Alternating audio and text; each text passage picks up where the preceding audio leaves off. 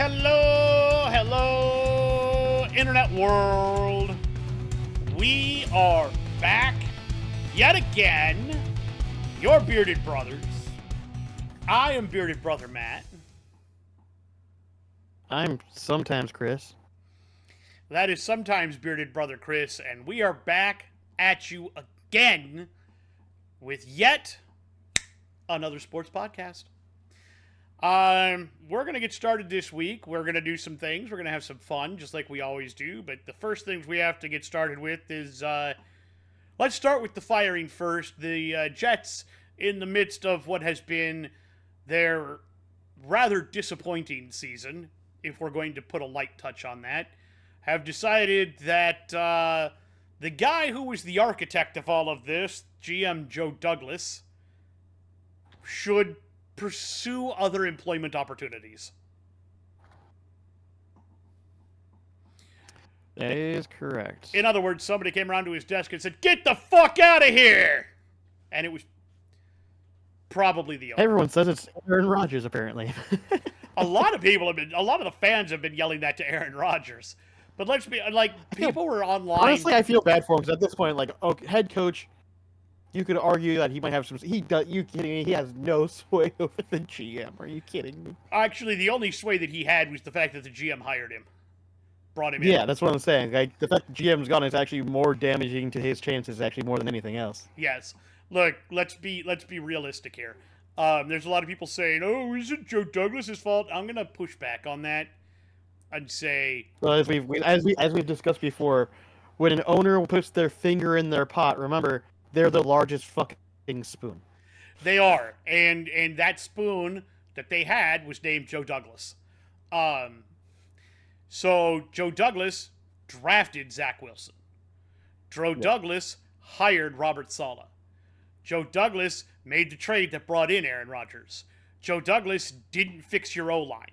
Joe Douglas brought in Nathaniel Hackett. Brought in Hassan Reddick in a trade and then refused to negotiate with him. All of the things that have gone wrong recently since Zach Wilson with your franchise can be traced to Joe Douglas. I'm sorry, but that is true. Now, to be fair, he's the worst GM we've ever seen. No, because theoretically, if you look at what he has done, hindsight being 2020, when he made that trade for Aaron Rodgers, people were saying that's a good trade. When he made the trade for Hassan Reddick, people said that was a good trade. When he made, nobody really liked the Nathaniel Hackett thing, but when he brought on Robert Saleh, people thought that was a good pickup. When he went and picked up Zach Wilson in the draft, people said that could be the kid of the future at some point. I always wondered about him because I never heard of him before that one season, and with the Jets, and their penchant to draft one season wonders out of college. My point is that he didn't make a bunch of baffling decisions that people went, "Oh my God, that's horrible." It's more that he made a bunch of risky decisions that a lot of people thought might pay out that ultimately didn't pay out. He was a bit of a gambler. It was basically the equivalent of throwing a 50-50 ball and unfortunately lost all 50-50 balls. And now he did have some good draft hits. Let's not be angry about that. Breece Hall did well, and Sauce Gardner has done amazing for them. And they've gotten a couple of they've gotten like some receivers that might be good, and they've got another couple of defensive pieces. That kid out of Will McDonald the fourth out of Iowa State. Look. Have they been horrible at drafting? No. He made one major draft gaffe. His biggest problem has been signing free agents and trades that have blown up in his face. Which, to be fair, again, we don't know how much that is entirely him. While he did make the trade for Aaron Rodgers, how much was that Woody Johnson whispering in his ear, "I want Aaron Rodgers"? And then how much was there, okay, we're trying to make this Aaron Rodgers thing work, we got to go get Devontae. We're going to upgrade our defense by getting we need to get Nathaniel Hackett because of, like all of these things. We just don't There are a lot of circumstances there. How much did Woody hold the spoon that was Joe Douglas, and how much actual was Joe Douglas himself? Those are good questions. And so that's why I don't want to necessarily put all the blame on Joe Douglas. I do think it's the right move because at bare minimum, as bad as I feel to say this, he has become the next. It's funny to say this, but Robert Saleh was very obviously the fall guy. Well, the fall guy didn't work out the way they were hoping it for because he went to Green Bay and is just doing fine. So now they need a new fall guy. Joe Douglas. He's got to be the fall guy. Someone else. It can't be Woody Johnson. It's got to be somebody else. Anybody else. So now the only thing that I thought of was there's two possible outcomes to this, both of which I'm not sure of. One, the Jets could do something like what the Vikings did. Hire a general manager and a coach package. That seems to be like the new thing. Like you want to hire two guys who get along well, whom Well, I was gonna say, to be fair, technically we hired Adolfo Mensa first, and then he went around and hired people, and then we made sure, and then he when he got hired, one of his requests was specifically that he hired that the owner and GM were involved in the hiring of the coach because they wanted to make sure that everyone was all on the same page, basically. Yes, but something like that. The other option is that maybe Woody Johnson is looking to make up to Bill Belichick now, because now you've got an open GM slot. There's that rumor. There's still the rumor of the Cowboys. I know, as much as you said that's not going to happen, that's still being floated. And the big new one is Jacksonville. They haven't fired Doug Peterson yet. But if they do, their GM hasn't been making a lot of moves, so you could easily fire him. He hasn't been doing great. And then on top of that, you have still Trevor Lawrence. Is it the Jacksonville GM Trent Baalke? I don't know. I think so. And that's the guy, if memory serves, that's the guy Harbaugh got into a tiff with in San Francisco. Oh, yeah, it's possible. Yeah, might be. So he hasn't made a lot of great moves, so you could easily justify firing him and then bringing in Trevor Lawrence with Bill Belichick. That could be interesting to see what happens. I think that would be fun to watch. Yes. Yeah, 100%. Yeah. All right. Other bit of news. That's the fun news we have. It's time for everybody to feel bad for one player, and that player is Drew Lock. I think I understand why that decision was made. I kind of do too. I think I get why. So, anybody that's missed it, the Giants have made Tommy DeVito, is going to be their new starting quarterback. He went from third string to first string, and Danny Jones went from first string to third string. Poor Drew Lock is just sitting in there going, what am I? Friggin' moldy bread or something? No, the problem is, son, you might win them too many games. That's part of it, but also, what does Tommy DeVito do? Well, there's a couple different things, and Dable actually admitted straight up, he brought a spark to him last year when they did it, and that's what they're looking for. They're looking for a spark. They're looking for a spark, and he brings in fans because he's interesting. He's a personality. Yes. And that's what they're looking to do. But on top of that, yeah, I was going to say, and like I said, on top of that, I think Drew Lock, they're worried, might actually be too good. So they don't want to win too many games because they still want to be able to get good weapons if they're going to, if they are going with Drew Lock in the future.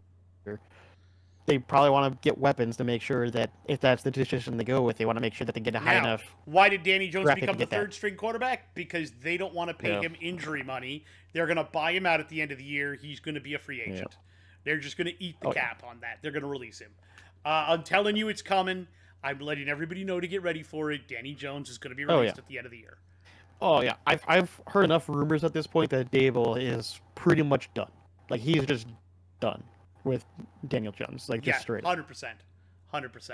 Like, this, like, people are being like, is this the GM? Is this coming from the GM? No, this is coming directly from the coach. I've heard, even though he had his press conference where he said that we're not releasing our private talks, from everything that I've seen, it actually very likely comes from the coach. Like, I think Dable's, because there's no proof on this, but I don't know. I know you watched Rich Eisen. I don't know if you've watched the segment that he did on talking about Daniel Jones getting benched or not. But funnily enough, Rich Eisen happened to be at the game in Munich, and he happened to be obviously watching it and casting it. And not that far away from his hosting duties happens to be the sideline for the Giants. And he happens to be not that far away from Brian Daboll, right? Not that significantly far away, right? And Daniel Jones, prior to the second half, well, let's be honest, prior to the fourth quarter, looked like fucking shit. And there was one particular play where they did a flea flicker, which, frankly, stupid play to call in the first place, to be honest with you. And there was people open, and he just held the ball. In this case, he had two people deep routed open down the field that would have been touchdowns. Easy. Yep. And the reason why the flea flicker would have actually worked in this case is because it was so dumb that the defense was like, there's no way they're going to run that shit.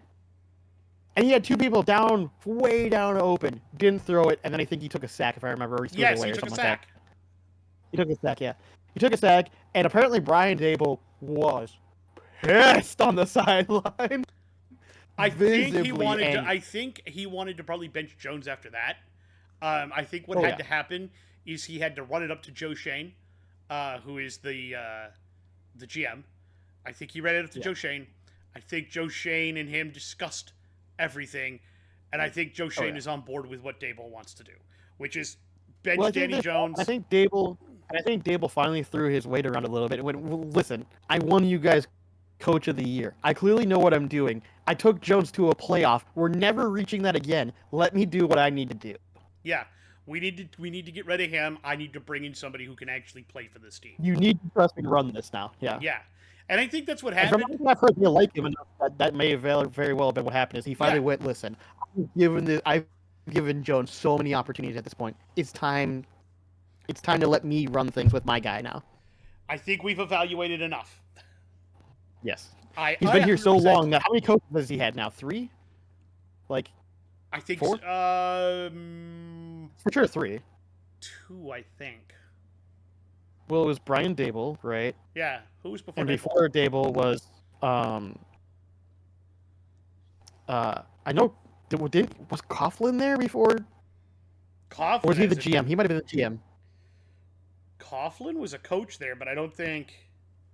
Wasn't he a GM there as well at one point? Hold on.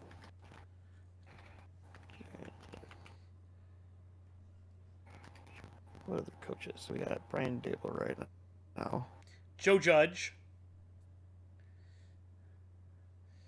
It was Joe Judge. Yeah, Joe Judge. That's right. Joe Judge. Pat Shermer. Sorry.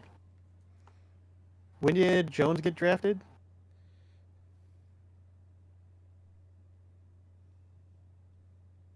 I thought he got drafted in 2019, so that would be 3, wouldn't it? Hold on. He was drafted in the 2019 NFL Draft, which took place in 2019. When did Shermer get fired? It said 2019, so did he get fired at the end of that season before the draft then?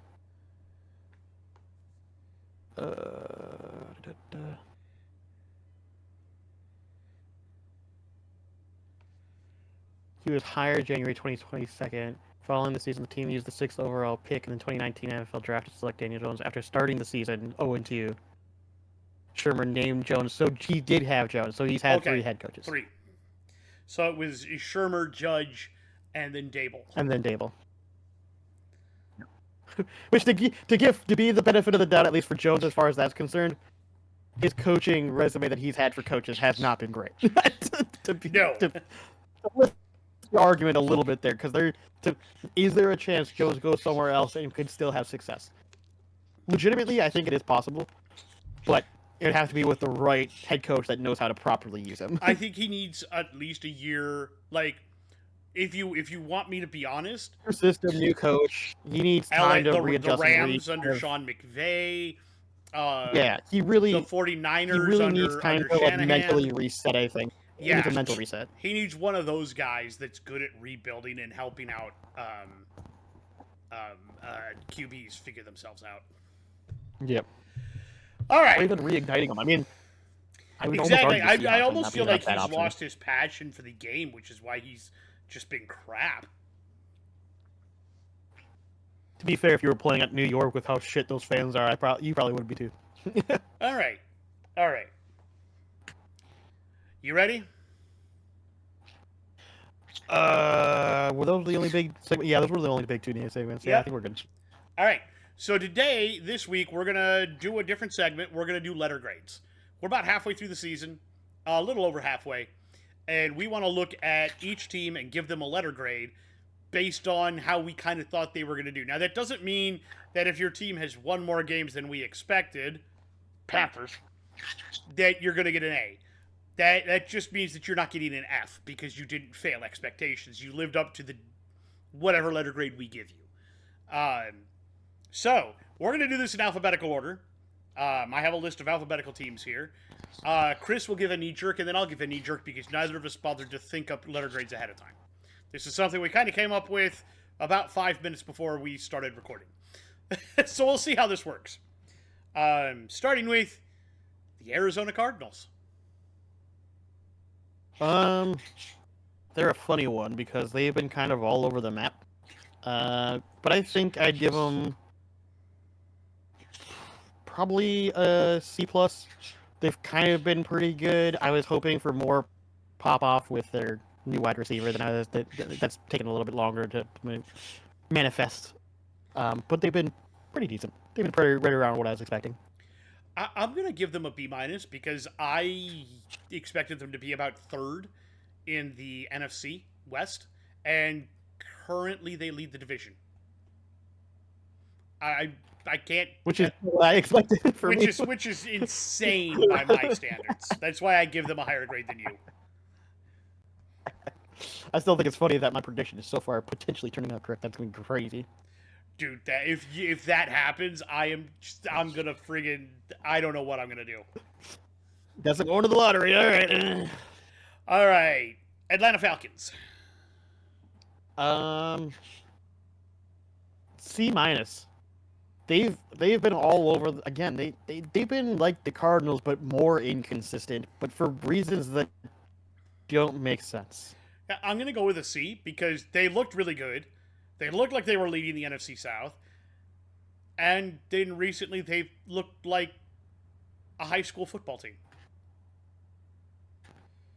I know, it's just really consistent. Baltimore Ravens. Man, if we were talking prior to the last game, yeah, right? I would have. We'd be talking about an A. Or at least maybe a B+. I think right now I'm going to give them a B-. They've been pretty good. They've had 2 to 3 really big stumbles that were you just like, what the fuck was that? I'm in the same boat, B-. Like, I thought you guys were going to be a little better than this. You haven't completely fallen off, but last week was a travesty. We'll get to that. And yeah, I don't know what's going on with you. Buffalo Bills. A. Honestly, I came in with pretty low expectations. They started off a little rough, but they have gotten the ball moving, and they've been playing stellar football the last couple of weeks. I'm going to give them an A as well. Absolutely stellar performance so far. You've had a couple of stumbles, but overall you've been much better than I think anybody anticipated with you getting rid of Stephon Diggs. Addition by subtraction. It's worked for you. Mm-hmm. Carolina Panthers. I mean, I'd give them probably a D. They won a game, 2 games, I think, actually. 3 games, I believe. Is it 3 now? I think they're up to 3 games. 3 games? Yeah, they are, which is just crazy. I had very low expectations, but they're still not playing very well, so it's still a D. It's not an F, so they're... I'll give them a D+, just simply because you won 3 games, which is 3 more than I thought you were going to win. Cincinnati Bengals. Oh gosh, I'm going to give the team overall a grade of a D+. This team is playing atrociously compared to what they should be able to do, and especially compared to what they do on offense. their offense is actually pretty decent. Their defense is so fucking garbage. They're so inconsistent. I'm very frustrated with the Bengals, I'm not going to lie. D-. They're lucky it's not a frickin' F. Look, we expected you to be in contention for the AFC North, and you're nowhere close. Cleveland Browns. I mean, how do you not give them a D-? Like, I wanted to give them an F, but at least they got a couple games. Jameis Winston is looking better. He's definitely the fit that's going to make the Browns a better team. But as it stands right now, definitely a D-. Like this. An F. You sat around. You sat around with Deshaun Watson way too long. F. I can't. No. F. I get it. Chicago Bears. C. I mean, they're pretty much living up to what I expected. They'll get some good wins. Caleb will get better. He's not going to be the magical season you guys were expecting. I told you guys forever ago it wasn't going to be the magical season you were hoping for, but he'll look good, and that'll give you hope for the future. And this is exactly how I expected it to play out. C-. I thought you guys were going to be a little better than this. Little disappointed. I thought we would get, like, I wasn't expecting a super magical season, but like I was expecting more than what I have seen. Let's put it that way. Dallas Cowboys. F. Oh, holy shit. You want to talk about going from people talking about you potentially making NFC Championship prior to the start of the season, and even me going, you probably might make playoffs, to going down to, holy shit, you got, what, less wins than fucking Carolina at this point? No, you got the same wins. The same amount of wins, 3. This is bad. Like, holy shit. I don't... Bottom of the Fs, yeah. F minus. If I could give you a grade lower than F, I would. You guys are terrible. You had the super high expectations and immediately folded like a house of cards. The only good thing about Jerry's antics on TV is they take away from how bad you guys play. Pretty much. Denver Broncos. B-. Honestly, I was pretty hesitant about Bo Nix going into the season, but I was optimistic. Then I got really negative because I was like, man, this guy's looking like shit. In the last, 4 weeks, I've actually been steadily improving and gotten better. So, this is definitely a lot better of a Broncos team than last year. That's what I'll say about that. B+. Yeah, I wasn't super high. I didn't know how this was going to work, and so far Sean Payton didn't do very well in Denver, and now he's looking like, okay, he does know what he's still doing. Detroit Lions. A++, but I mean, at the same time, we already kind of expected. I'll say this: the reason why they're getting such a higher rank is because we had high expectations for them. They not only are meeting that expectations, but are in some moments exceeding expectations outside of one incredibly bad game. But for the most part, they didn't even lose that game. I know, that's the crazy part. The game that they did lose was actually still a close game. Yeah, A++, BTA, baby, all the way. Take the kneecaps, take everything. I almost feel like Dan Campbell has a revenge list from that year that he was on the winless Lions, and is just taking out his aggression on everybody now. The Green Bay Packers. Let's try to be objective. I'm going to give them a B. They are better than I was expecting. I was expecting a Jordan Love fall off. It hasn't been a complete fall off, but they also haven't gone crazy great either. They've been good. I'm going to give them a B as well. I have seen the Jordan Love fall off, and I think they've been buoyed by a pretty good running game with Josh Jacobs. I think that without Jacobs, they would be in a much worse place. Oh, definitely. Indianapolis Colts. C-? Like, they have moments that I'm really enjoying what I'm watching, but then I watch Anthony Richardson and I'm just going, man, you have some really great throws. And heck, you even had a really great game, and good on you. But the rest of the season has been really all over the place. That's why I'm going to give them a C, not a C-, because he did have a good game again, and I think he's figured out that you don't need to throw over your receivers' heads. You need to throw to your receivers. Yeah. Yeah, we'll see. The Kansas City Chiefs. A. It's not even an A+, just an A. They've been playing well despite the injuries, and that's why they're getting an A. But even with that being said, there's still moments where you watch them play, like you're saying, like, luck is a factor. I agree. But it's hard to measure and everything. But like, they're not playing great football. They're just managing to find ways to win good football. I'm also going to say an A. I almost went with an A-. Just the football they're playing right now in the regular season, it's uninspired. It's almost like they're trying to sleepwalk their way into the playoffs, and then they intend to just pretty turn much. It up. Yeah. We'll see if that is actually what happens, but they have had a lot of injuries.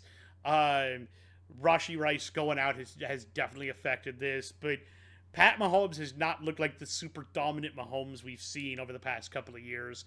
We could definitely tell Kelsey's starting to get a little long in the tooth.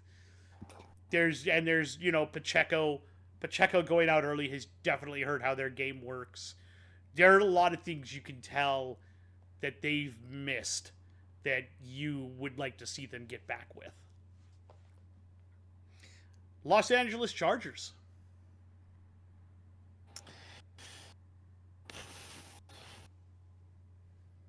B+. They've been pretty good for the most part. Not the most exciting football to watch, but they've been good. While they haven't been amazing, I've been pretty happy. I actually firmly agree. I like the Los Angeles Chargers so far. Yeah, not mad. We missed the Houston Texans somehow. My list put it out of order, but the Texans.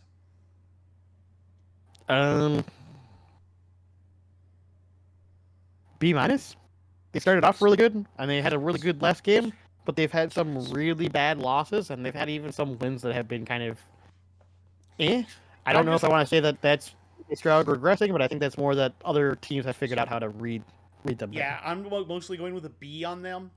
Just same reasons. I just don't think they're bad enough quite for a B-. I'm also allowing for injuries, which they've had plenty of, especially at wide receiver. Fair.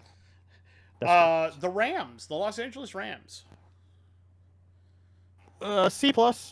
They're kind of exactly where I expected from them, and they're kind of starting to do that ramp up that I was expecting as well, which is, dealing with injured people. Eventually they start coming back and you start playing better, and that's kind of what's starting to happen. Yep, I'm going to say C+ as well. They're slowly working back from injuries. They're still having some problems, but they'll get it figured out, I think. Yeah. The Jags, the Jacksonville Jaguars. F-. Like, I again, another team that we had very high expectations going into the season to look like utter dog shit is putting it nicely. It's the Duval dumpster fire, F-, etc. They're right there with the Cowboys for most disappointing team of the year. Pretty much at the moment, yeah. Miami Dolphins. B-. They've been pretty good. They've had some injury issues, obviously. And when they have their full lineup, they look good. And when they don't, they look like shit.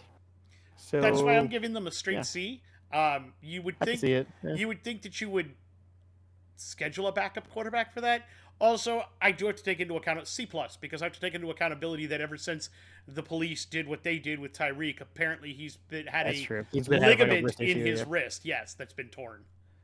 That he's playing through and still doing all right with. Yeah. The Vikings.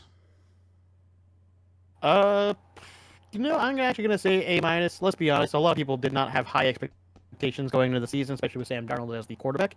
You and I had more tempered expectations than most people did, but they still are playing stellar football. The defense was amazing. While they have had some hiccups past the first 5 games, I don't think you can doubt that they are playing above expectations from the start of the season at all. That's why I'm giving them a straight A. And they're playing a lot better than I thought they were going to. Darnold has been a much better quarterback than I thought he was.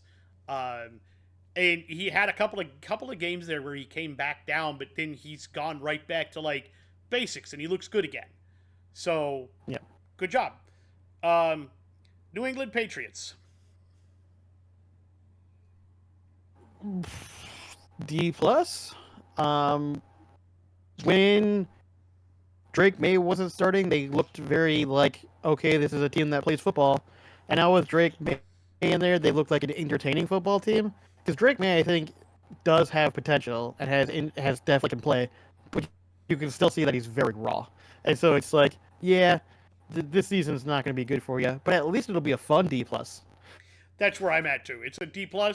You're better than I thought you were going to be, and Drake May is fun to watch. And that's about the extent of your team. Yeah, pretty much. New Orleans Saints.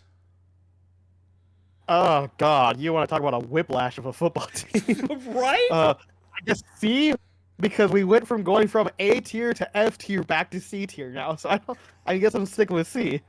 That's about where I'm at. Like, Dennis Allen had you just absolutely destroying people in the first 2 games. Then you stunk, and now you're like, okay, maybe we're good again? A little bit? I have no idea. I have no idea what to think of your team. I don't think... The thing is, as much as we don't know what the Saints are, I don't think the Saints know what the Saints are. It's fun to watch right now, though. It can't be. The Giants.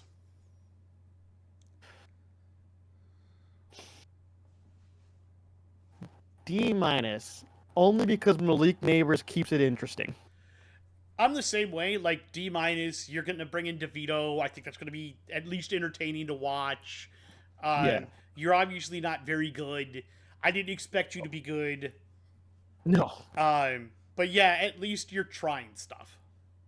Unlike the next team here, the New York Jets. F-, as previously discussed. You want to talk about a team that, again, we had... I think I had them prior... I would have to pull them up because I know I saved them somewhere. Because we talked about it. But I'd have to pull up my preseason... Or my pre-preseason 1-32, and I think the Jets were in my top 5. I think they and were... they're now I know bottom they were in, 5. I know they were in my top 10 for the preseason rankings. Yeah, I think they were on mine as well. And they're definitely bottom 5 at this point. Like, this is a team that is so bad with so many good pieces on paper. It's infuriating to see. Yes, and I agree. By the way, F triple minus. They're bad. They're not. I don't think they're on the level of Jacksonville and Dallas bad. No, they're more disappointing. They're just definitely bad. Disappointing, but like in a different way. Yeah. Yeah, the Oakland Raiders. Or probably the Las Vegas Raiders. Don't worry, I did that last week too.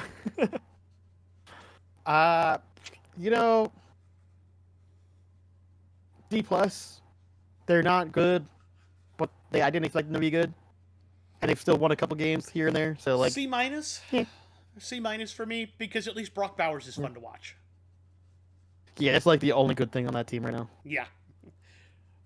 Eagles. I mean, I gotta be as objective as possible. It's an A-. They started out the season much lower, but ever since the start of the season, they have just been on a fucking tear. Granted, we know it's mostly Saquon Barkley. I'm not gonna dispute that, but it is what it is. Hey, I'm gonna tell you that it's also Jalen Hurts vulturing fucking touchdowns from the 1-yard line from Saquon Barkley. Because they're not giving it to Saquon yet. Because Saquon will get tackled at like the half-yard line, and then they'll just do the push. Yep. By the way, also A-. Like, they've been good. They had some troubles early in the season, but they seem to have figured all that out. Yes. The Niners. Honestly, like a D, because I had higher expectations for this team. They are not playing as well as I expected to the start of the season. I'm going to go D-. If you had lost another couple of games, you'd be at an F. I believe they're currently 5-5, and I am shocked. Yeah. The Seahawks. C-. You are what I thought you were, and that's all I gotta say about that. D+, same thing. You are exactly what I thought you were. The Steelers. A+. You are not what I thought you were. Again, A+. Again, I thought this was the year that finally you guys were going to go below 500 for Tomlin. Guess who's going to wind up getting eaten on that one? Give us going to the Super Bowl? The Tampa Bay Buccaneers. B-. Been pretty good for the most part. You've had some troubles. You're not perfect, but didn't think you were going to be anyways. So you're pretty close to what I expected. Maybe C+, a little better than that. You're just under what I expected. But you have had some injuries, so your defense has a few holes. You're still performing pretty decently, you know. So yep. The Tennessee Titans. Didn't exactly have high expectations for them. I'll give them a C-. They're not performing amazingly, but they're not performing exactly poorly either. I'm not exactly even sure how many wins they have. What, 3? I think it's 3 or 4. Yeah, here I have it pulled up.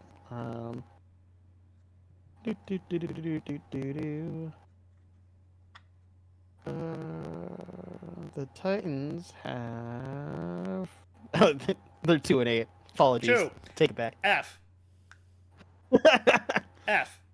It's, again, I never had high expectations for him, so I understand, but I had expectations for you to be better than the Panthers, and currently you are not. See, I had them right around the Panthers, so. F. The Mayo Man is failing. The Hellmans is going rotten. I don't know if I blame him entirely, to be honest with you, but I don't either. And the Washington Commanders to round everything out. A+. I mean, I had no expectations going into the season. Jane Daniels has been a breath of fresh air for that team. It's very clear that everything, like the players are buying into the system. Everything's running smoothly. Everything's going well. Even when you're losing, you're keeping it close. Like, this is a team that defensively people looked at and went, yeah, this is not a good defense, and somehow they're still performing well. So that's why I'm also going to give them an A+. I had no expectations of you coming into the season. I had you ranked near the bottom of the league, and surprisingly, you have not been that. Are you? I mean, you might not win the division at this point, but you're probably not going to win playoffs. The division at this point. The Eagles are probably going to win the division, but you should make the playoffs. You should definitely make playoffs. The way that you are being coached and the way you are playing, you have a chance to be the new dominant force in that division. Yeah, once the Eagles start falling off again, because they inevitably will, I think. Yeah, and you guys are younger. They're towards the back end, and you guys are at the start of yours. Yeah, so. you're younger than they are. So I think this is going to be fun to watch for you guys. You guys are going to at least be an interesting I think next year's going to be really insane, I think. I'm very curious to see how next year goes. So much fun to watch, because the Cowboys are going to be garbage. Oh, Cowboys will be garbage, and I think the Eagles, unless Saquon can continue carrying them, I can't imagine that's going to be a seasonal thing all the time. We'll have to see. All right. But yeah, that's the end of that. Those are our letter grades for the halfway point of the season. Let us know if you dispute that. I can't see that too many of you would. All right. It's time.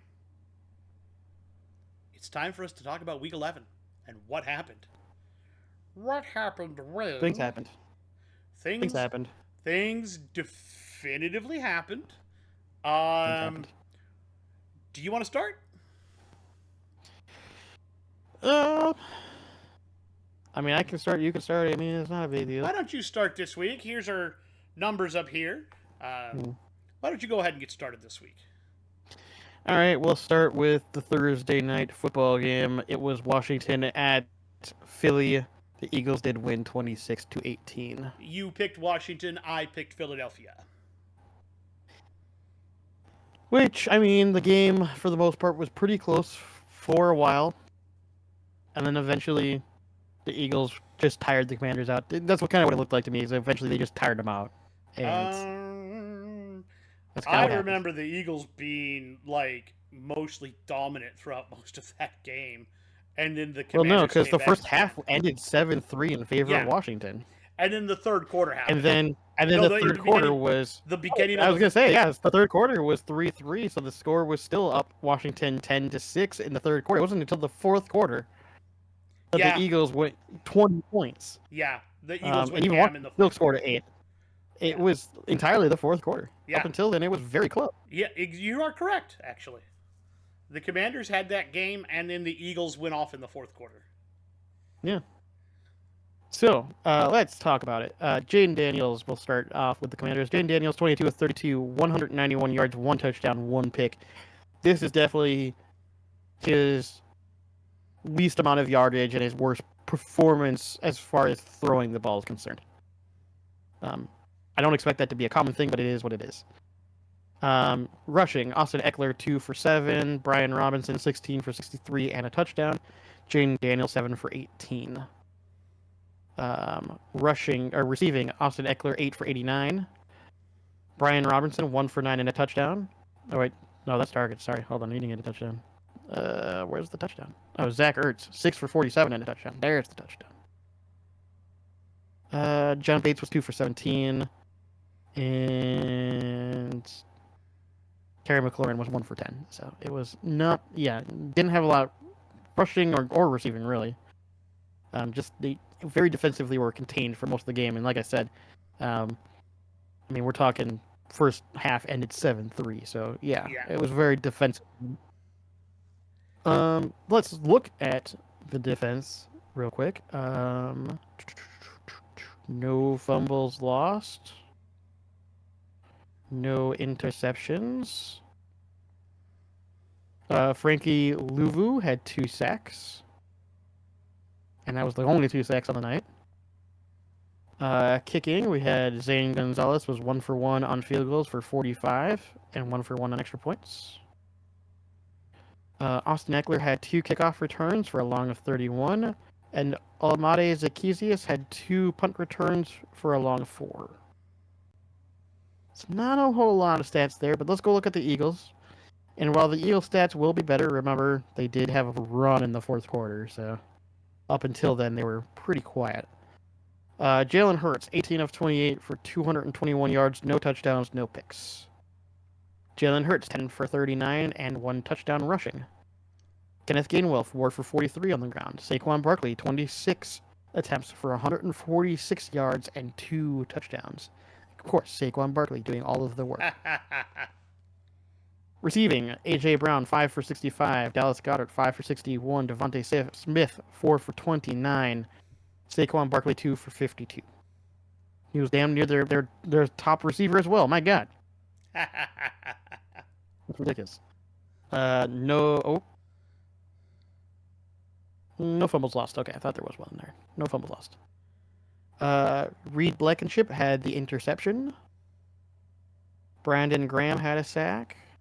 Josh Sweat had a sack. Nolan Smith had a sack for a total of 3 sacks on the night. Kicking, Jake Elliott was 2 for 4 for a long of 31 and 2 for 3 on extra points. Not your best kicking game there. Kickoff returns, Kenneth Gainwell and Will Shipley each had a kickoff return, 1 for 18, 1 for 33. And Cooper DeJean had 2 punt returns for a long of 12.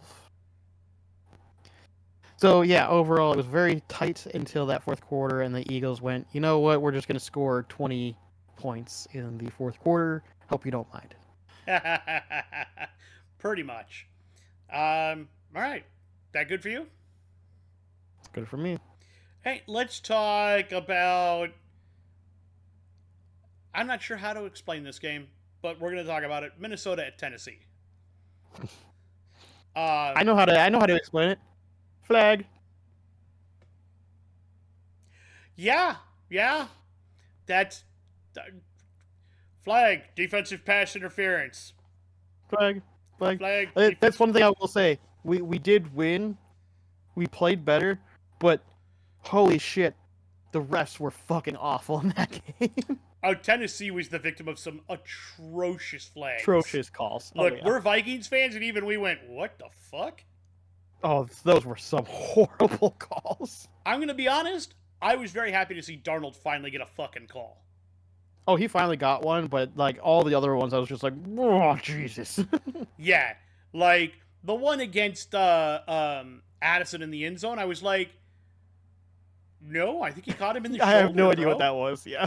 I don't know what you're seeing there, but no, he caught him right in the shoulder, and the top of his helmet just caught the underside a little bit, and that's perfectly a fine hit. That's right in the hit box. Yeah. I don't know what you're looking at. That's not a bad hit. What the hell? No, I don't know. So, to Titans fans, you definitely have a grievance with the refs on this one. We're going to come out and say that. Of course. Final score, Minnesota 23, Tennessee 13. We did both pick Minnesota, so of course we both win. Stats. Darnold, 20 of 32, 246, 2 touchdowns, 2 sacks for 10 yards.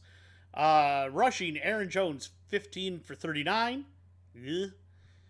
Cam Akers, 10 for 25. Sam Darnold, 8 for 18 and a touchdown.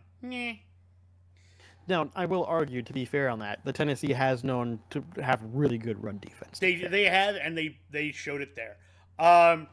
Receiving wise, though, Justin Jefferson, 6 for 81. Jordan Addison, 3 for 61. However, he did have 8 targets. He also got a touchdown. Josh Oliver, 3 for 34. Trent Sherfield Sr., 1 for 16. Johnny Munt, 1 for 13. Brandon Powell, 1 for 13. And if I remember right, that's the one where he laid out and literally caught it before it hit the ground.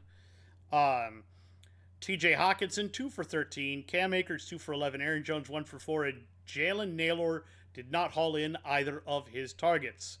Darnold did fumble and lose it right near the start of the game. He tried to do some sort of, I don't know what they were doing between him and Aaron Jones. Whatever they were attempting to do, the ball ended up on the ground. And the Titans got it. Yeah, that was weird. It also credits Jones with a fumble. Now, defensively, our favorite new Viking player, Andrew Van Ginkel, had 8 total tackles leading the way. 7 of them were solo, and he had 2 sacks. AVG. There you go. Pat Jones II also had 2 sacks. Blake Cashman also came away with a sack. And the Secretary of Defense himself, Dirty Harry Harrison Smith, came away with an interception. Also, that was the game-sealing interception. Of course, Harrison Smith is going to come away with the game-sealing interception. Kick returns, Ty Chandler had 1 for 35 yards. Powell had 2 punt returns for 17 yards with a long of 10. And John Parker Romo kicked 1 field goal of 40 yards and was 2 of 3 on extra points. Tennessee, the Titans. Will Levis, 17 of 31, 295 yards, 1 touchdown, 1 interception. And oh boy, was that touchdown a fucking doozy. He was sacked 5 times for 34 yards. He did run 7 times for 18 yards. Pollard, 9 for 15. Tyjae Spears went 3 for 0 and then left the game with a concussion. Receiving, Nick Westbrook-Akine, 2 receptions, 117 yards, and a touchdown. Almost 90% of that came on 1 pass that he took 98 yards to the house. Calvin Ridley, 4 for 58. Tyler Boyd, 2 for 34. Bryce Oliver, 1 for 33. Chig Okonkwo, 2 for 19. Tony Pollard, 2 for 14. Tyjae Spears, 2 for 8. Nick Vanette, 1 for 6. And Josh Wiley, 1 for 6. Jeffrey Simmons is the guy who actually recovered the fumble. In terms of defense, Kenneth Murray Jr. led the way with 10 total tackles, 5 of them solo, and a sack. Arden Key also had a sack. They did not have any interceptions. Julius Chestnut had 1 kick return for 23 yards. Jaquan Jackson had 2 punt returns for 26 yards, and the long on that was 20. Nick Folk went 2 for 2 on field goals with a long of 43 and 1 for 1 on extra points. So Tennessee didn't necessarily play a bad game. They were just the victims of some atrocious penalties. And that's what really cost them. Also, was not expecting the Nick Westbrook-Akine touchdown. I was mad.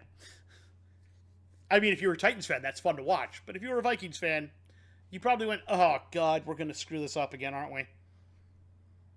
That's the moment I had that sinking feeling in my stomach. All right. And that is the end of me right now. It is your turn, good sir. Fair enough, fair enough. All right, well, let's talk about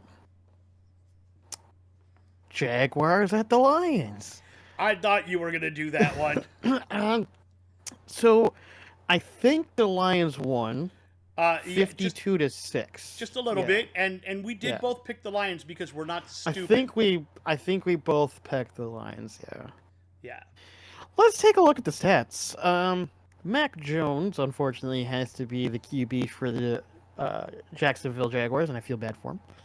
This team is horrendous. 17 of 29, 138 yards, 0 touchdowns, 1 pick. Rushing, Brian Thomas Jr., 1 for 4. De'Aaron Thompson, 2 for 3. Mac Jones, 2 for 7. Travis Etienne, 12 for 27.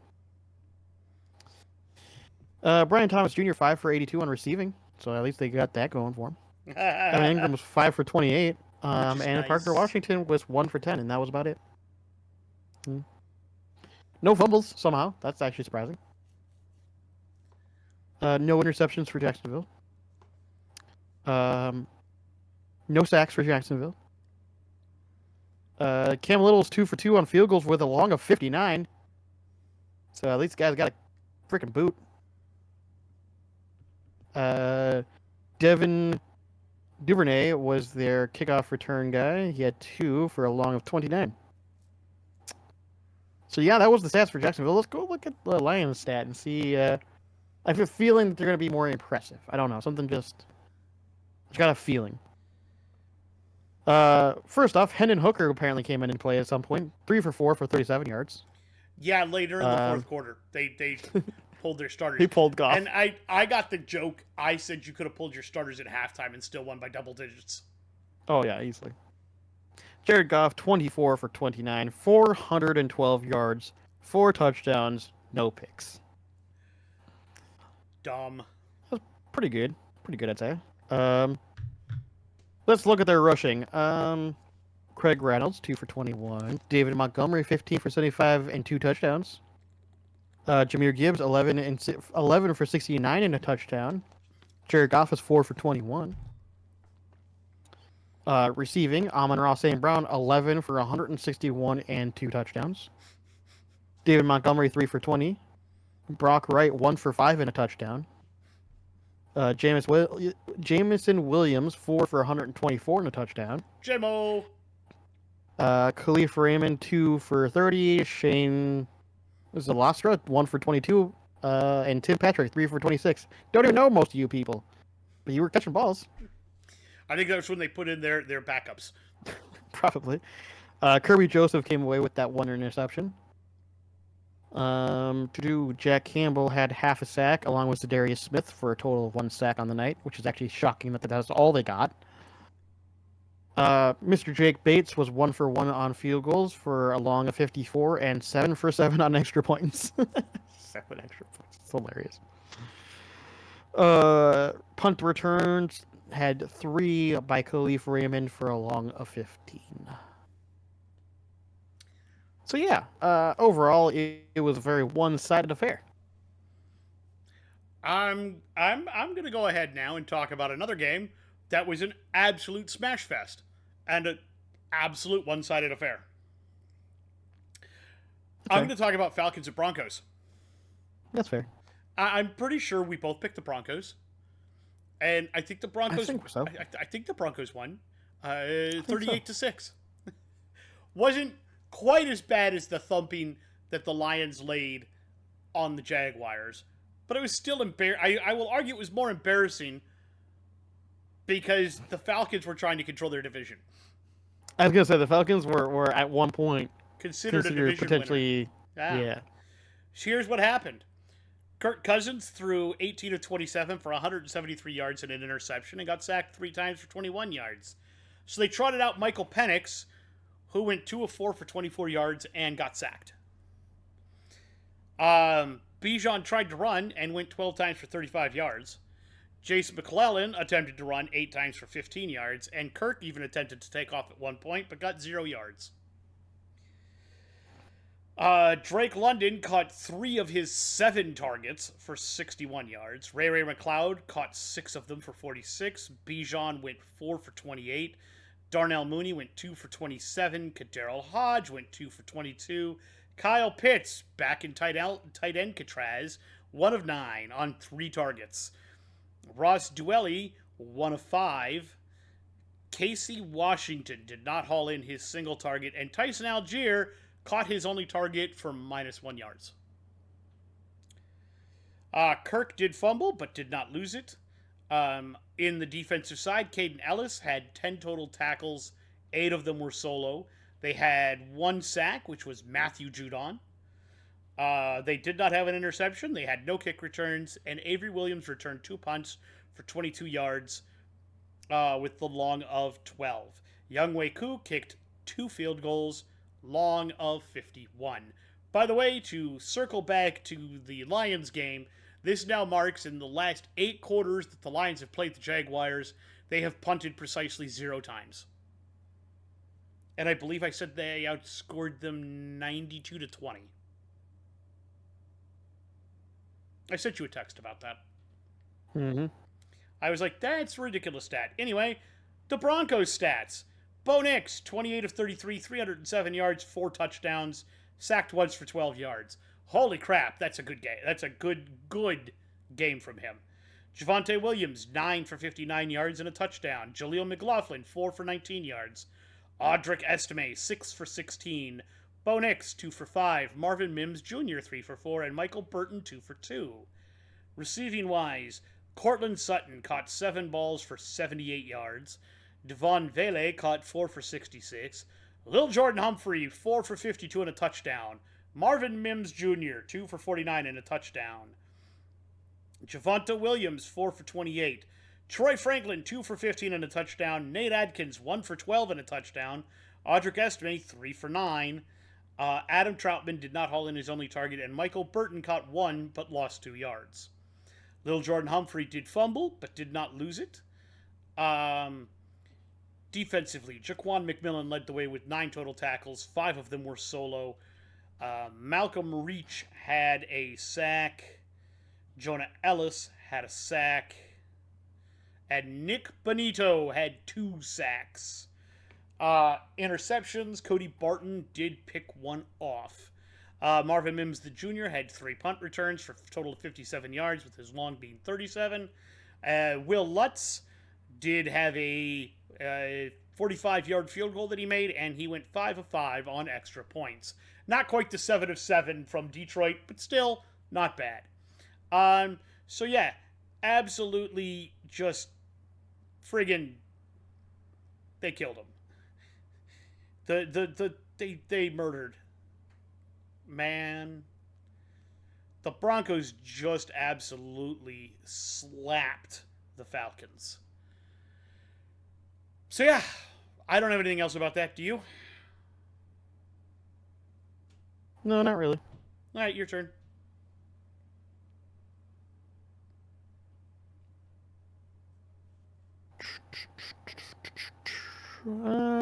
Let's go with Browns at Saints. Why not? Okay. Saints win 35-14. We both picked the Saints. It's only because we simply did not have faith in the Browns, which was well-founded. Which is kind of funny because actually their offense was actually moving the ball okay. Their defense did not do anything. Absolutely nothing. So let's look at the stats for Cleveland. Jameson Winston, 30 for 46, 395 yards, 2 touchdowns, no picks. One of his better games, actually. Unfortunately, rushing was a little less to be desired. Jerome Ford, 5 for 10. Nick Chubb, 11 for 50. Receiving, Cedric Tillman, 3 for 47. David Njoku, 9 for 81. Elijah Moore, 6 for 66 and a touchdown. Jerome Ford, 4 for 29. Jerry Jeudy, 6 for 142 and a touchdown. Jordan Akins, 1 for 19. No fumbles. Looks like Denzel Ward came away with an interception. Ogbo, I'm sorry, I always forget how to say your last name. You got a sack. You're the only one that got a sack. Well done. Kicking. Wow.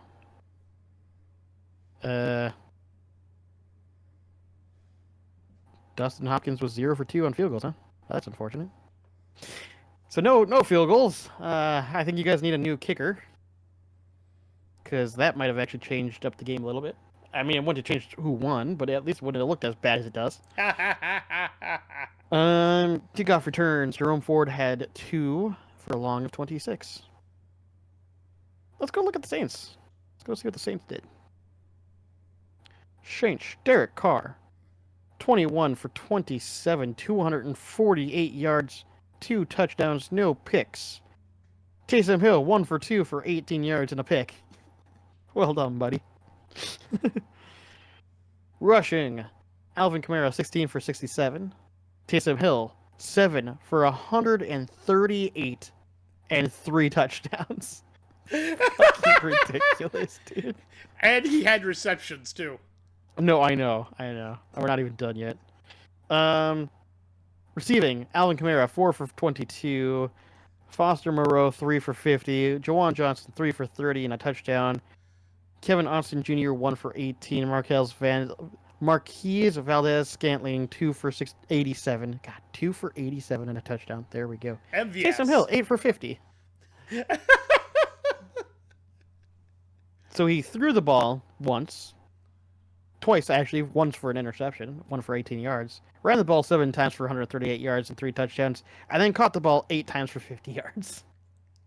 What does this man not do? Play defense. Honestly, he could probably still play corner if he really wanted to.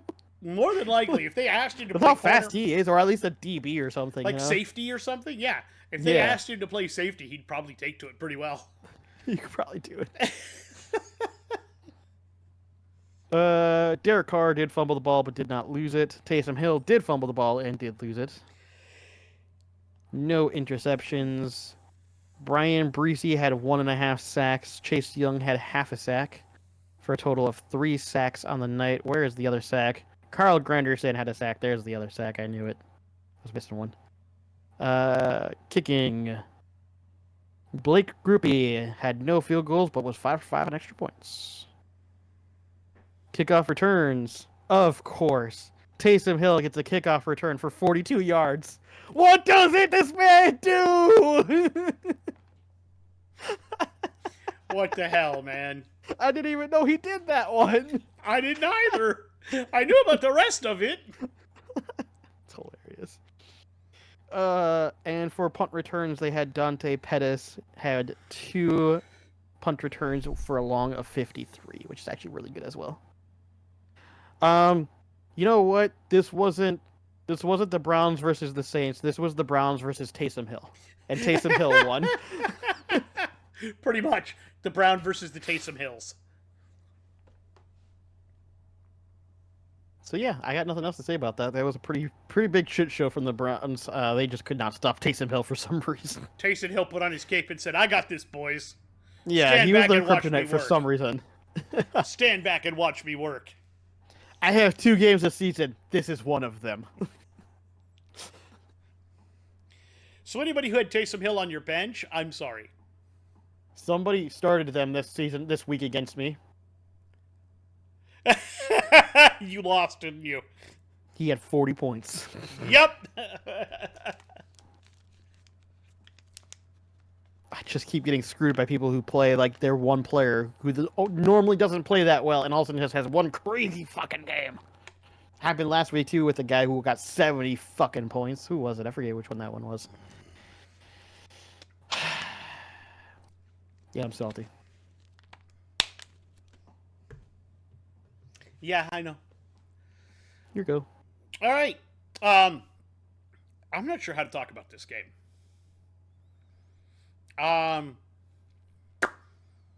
It's the second game this season for this team where they have failed to score an offensive touchdown and yet still managed to come away as a victor. We're going to talk Baltimore at Pittsburgh. You picked Baltimore, I picked Pittsburgh. The final score is 16-18. Pittsburgh wins. Did not score an offensive touchdown, did not score a defensive touchdown. Still won. Still gross. Let's talk about that. Because Lamar always seems to have problems with Pittsburgh. 16 of 33, 207 yards, a touchdown, a pick, sacked twice for 2 yards.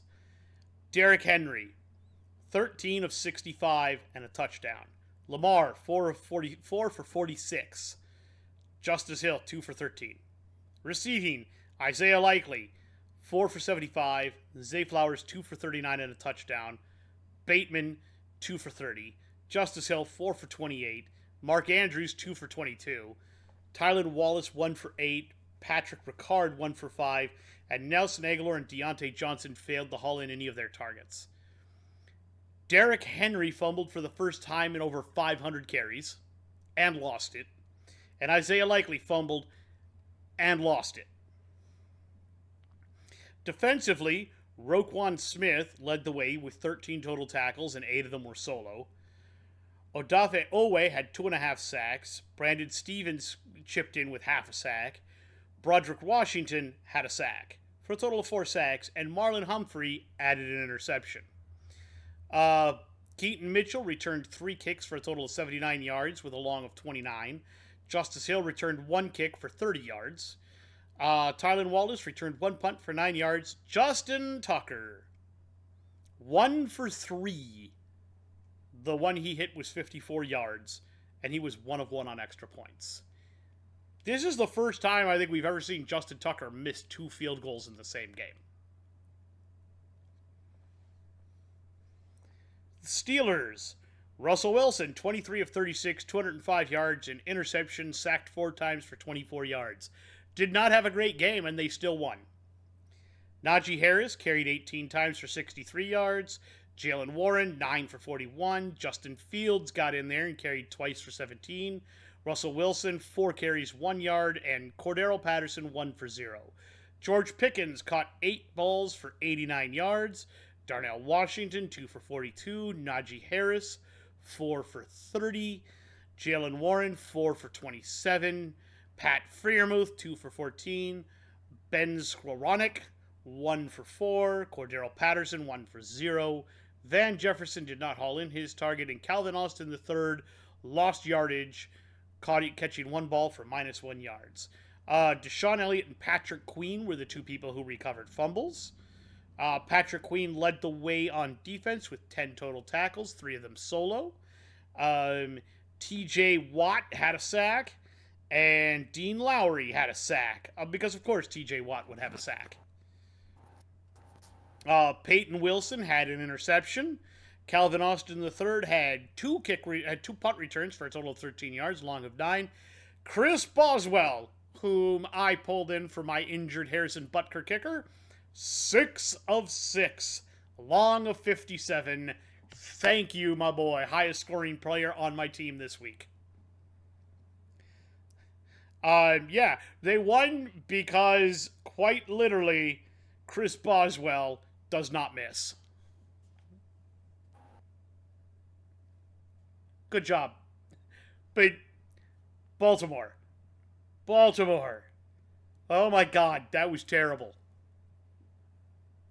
I've seen terrible, and now I've got to put your picture next to it. All right, your turn. Unless you have anything else you want to add. No, not really. Yeah, I didn't think so. That was a weird game. That was a very weird game.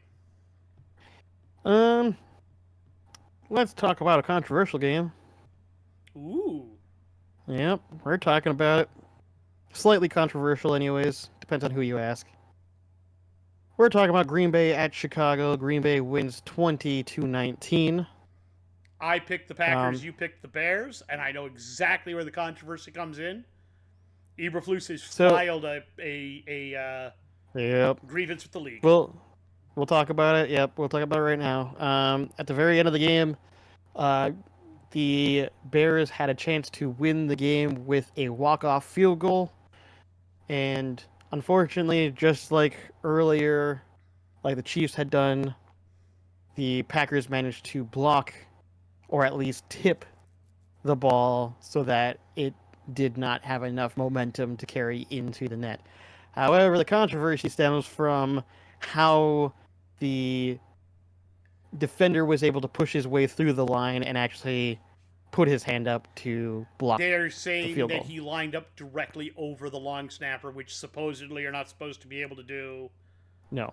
Which, if you watch it again, like, I'm not gonna lie, when I first watched it and I saw the way that he moved directly between the two people in the tackles, like, I was like looking at it, I was like, it almost looked like he had leverage from the start. Like, if you look at it, it just looks like he's almost lined up directly next to him. It's weird. Yes. Now, whether or not that is actually an illegal play or not, I don't know. The best part but I will say it looked weird. Even Pat McAfee was like, they've changed that rule a couple of different times, so I'm not sure anymore. Maybe the Bears just found a loophole. It's possible. Or not the Bears, all I'm gonna say the is Packers. The Packers, yeah. All I'm gonna say is it looks really weird.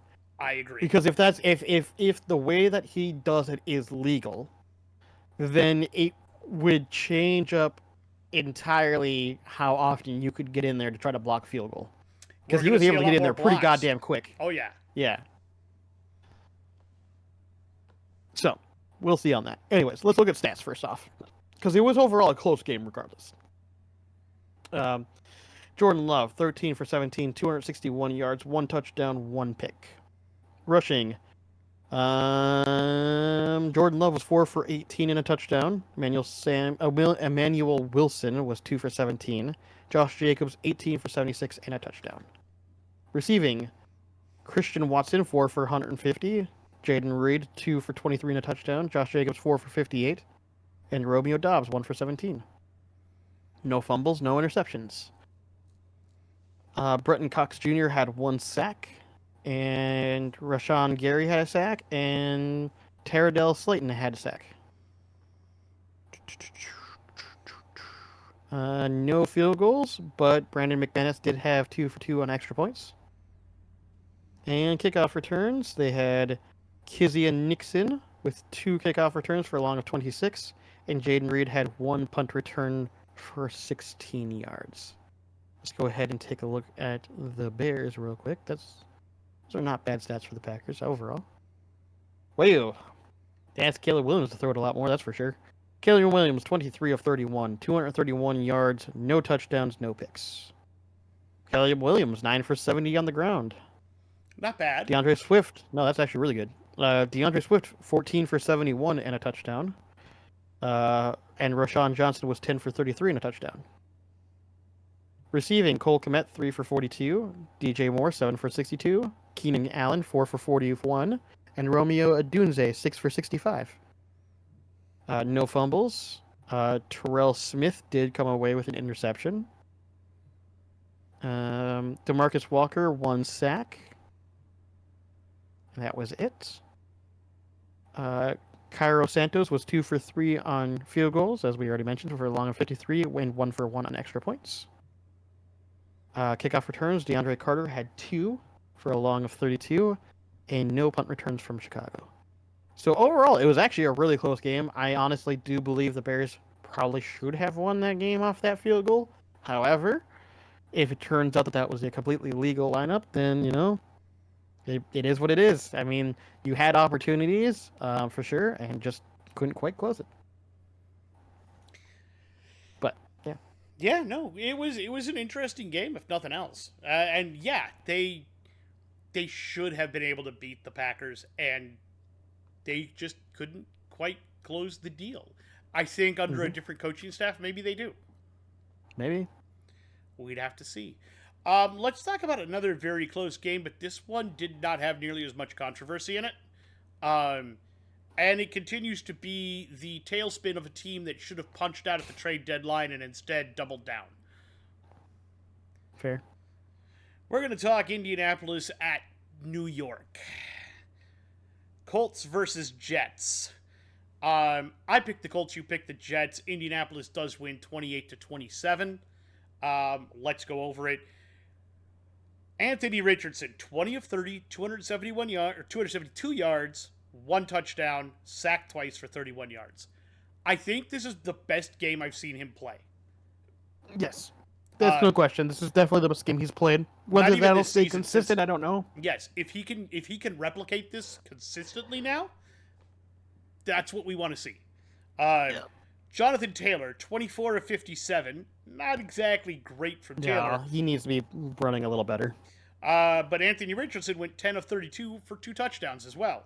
So, yeah, really good game from him. Adonai Mitchell got also 1 for 2 yards.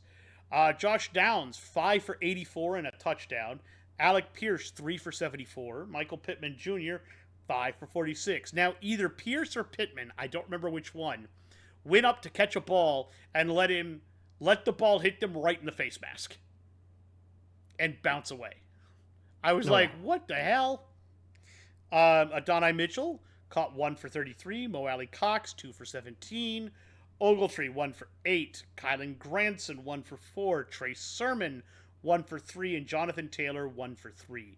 Richardson, unfortunately, did fumble twice and lost one of them. E.J. Speed led the way on defense. 9 total tackles, 4 of them solo. Kwity Paye, of course, say that name a lot. 2 more sacks. Liatu Latu, a sack. They did not have an interception. Tyler Goodson.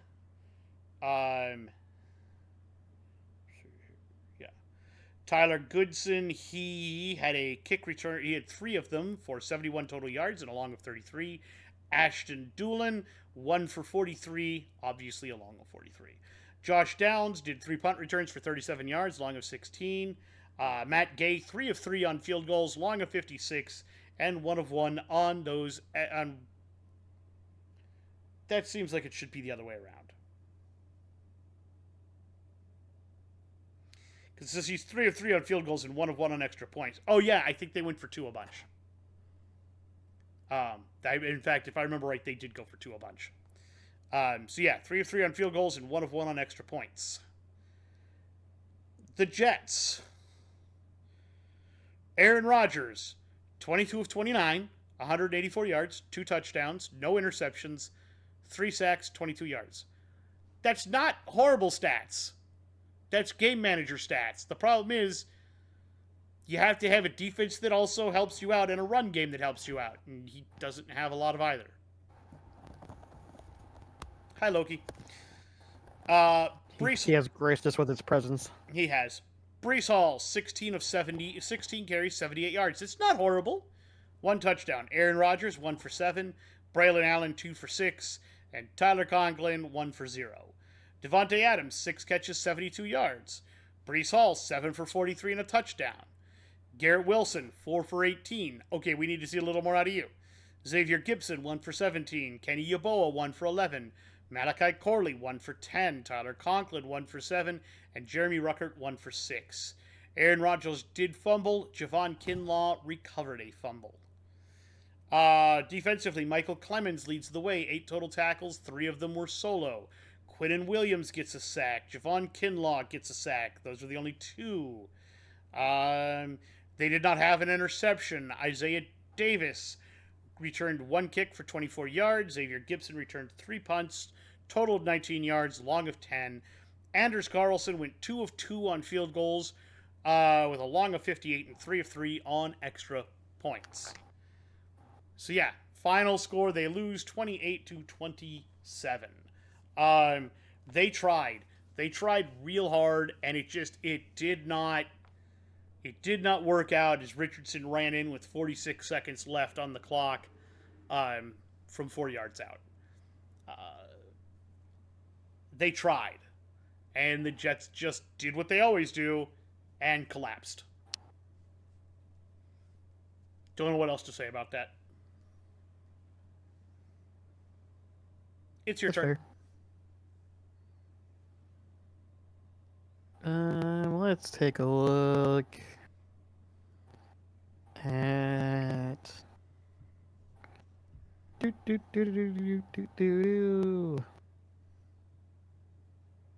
know what? I'm doing it. I'm taking it. You're gonna take it? I'm taking it. Chiefs at Bills.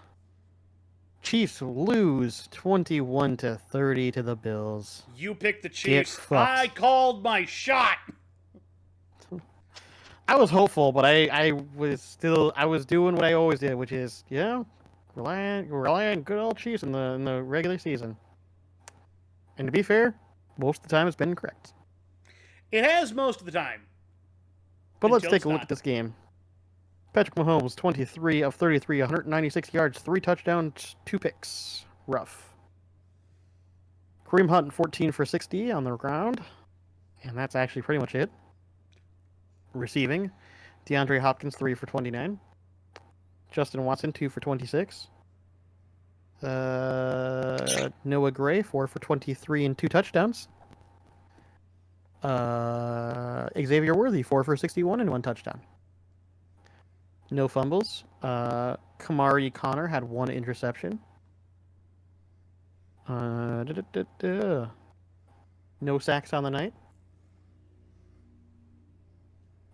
Kicking. Spencer Schrader was their kicker for today because Harrison Butker's out on IR. No field goals, but 3 for 3 on extra points. Which, by the way, somebody was pointing out something that was very interesting. Harrison Butker actually typically earns anywhere from 9 to 12 points for their team almost every game. Without him being there now, think about how many field goals. Like, he consistently makes field goals, too. Like, think about those games that were really close for them, that they won by, like, just the skin of their teeth off of field goals. They might actually start losing some of those games now, actually. Yep. Let me see here. No kickoff returns, but they did have 1 punt return from Mecole Hardman for 8 yards. Let's go take a look at the Bills. Billy Bills. Billy. Let's look at their stats. Josh Allen, 27 of 40, 262 yards, 1 touchdown, 1 pick. Not the best, but certainly not bad. I've seen worse. So have I. Rushing, James Cook, 9 for 20 yards and 2 touchdowns. Josh Allen, 12 for 55 and a touchdown. Ty Johnson, 5 for 18 yards. Receiving, Amari Cooper, 2 for 55. Curtis Samuel, 5 for 58 and a touchdown. Dawson Knox, 4 for 40. Khalil Shakir, 8 for 70. Mac Hollins, 2 for 27. No fumbles. What are you doing, buddy? Trying to get down? There you go. No fumbles. Tyler Rapp and Terrell Bernard had interceptions for a total of 2 on the night. Defensively, Terrell Bernard had a sack as well, and Von Miller also had a sack. Kicking, let me see here. Tyler Bass was 1 for 1 on field goals for a long of 33 and 3 for 4 on extra points. Brandon Corrington had 1 kickoff returns for 23 yards, and he also had 4 punt returns for a long of 25.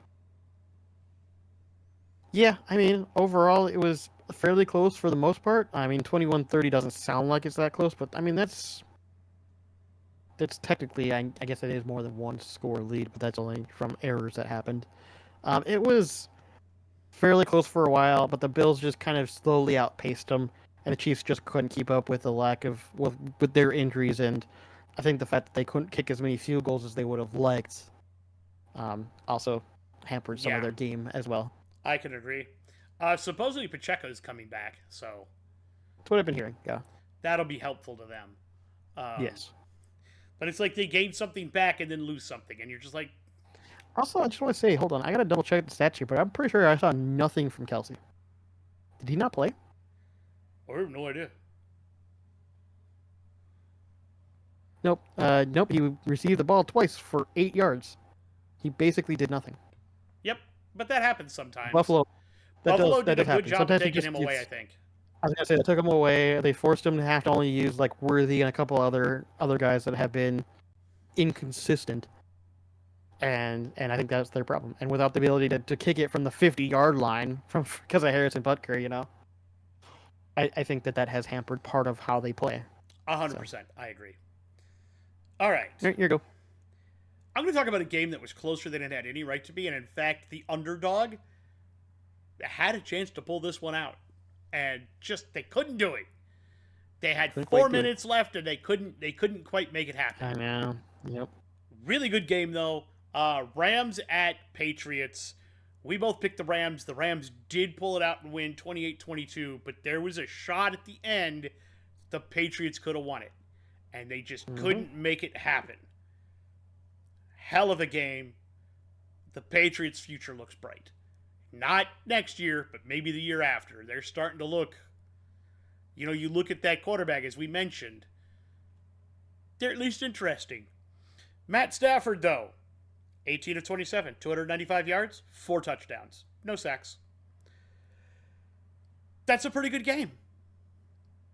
Kyren Williams, 15 for 86. That's not bad. Blake Corum, 5 for 21. That's also not bad. Matt Stafford, 4 for 0. Well, yeah, but he doesn't run. Receiving, Puka Nacua, 7 for 123 and a touchdown. Cooper Kupp, 6 for 106 and 2 touchdowns. And that's exactly who you would think would have all the catches and yards.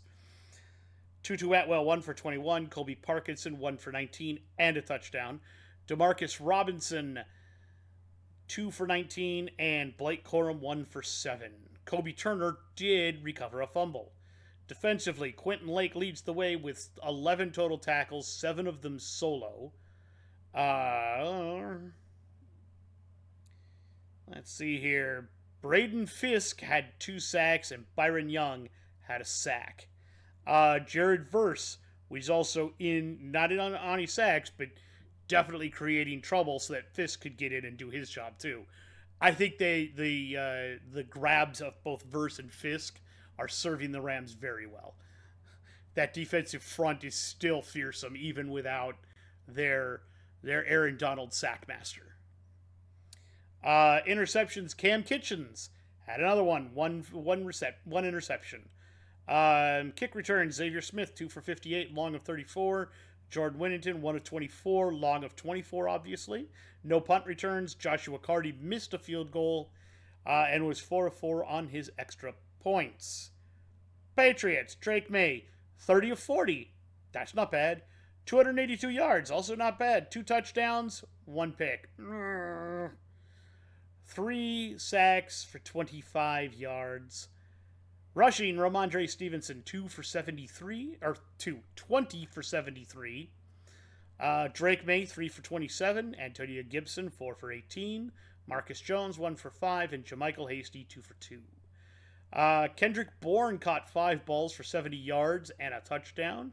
Hunter Henry went 6 of 63. Demario Douglas, 5 for 59. Austin Hooper, 4 for 35. Kayshawn Booty, 4 for 33. Ramondre Stevenson, 4 for 16. Vidarian Lowe, 1 for 4 and a touchdown. Antonio Gibson, 1 for 2. And Jaheim Bell did not haul in his target. Drake May did lose a fumble. Ramondre Stevens fumbled, but he recovered it. Defensively, Marcus Jones leads the way with 9 total tackles, 6 of them solo. They did not have any interceptions or sacks. Kick returns, Javon Baker, 2 for 62 with a long of 46.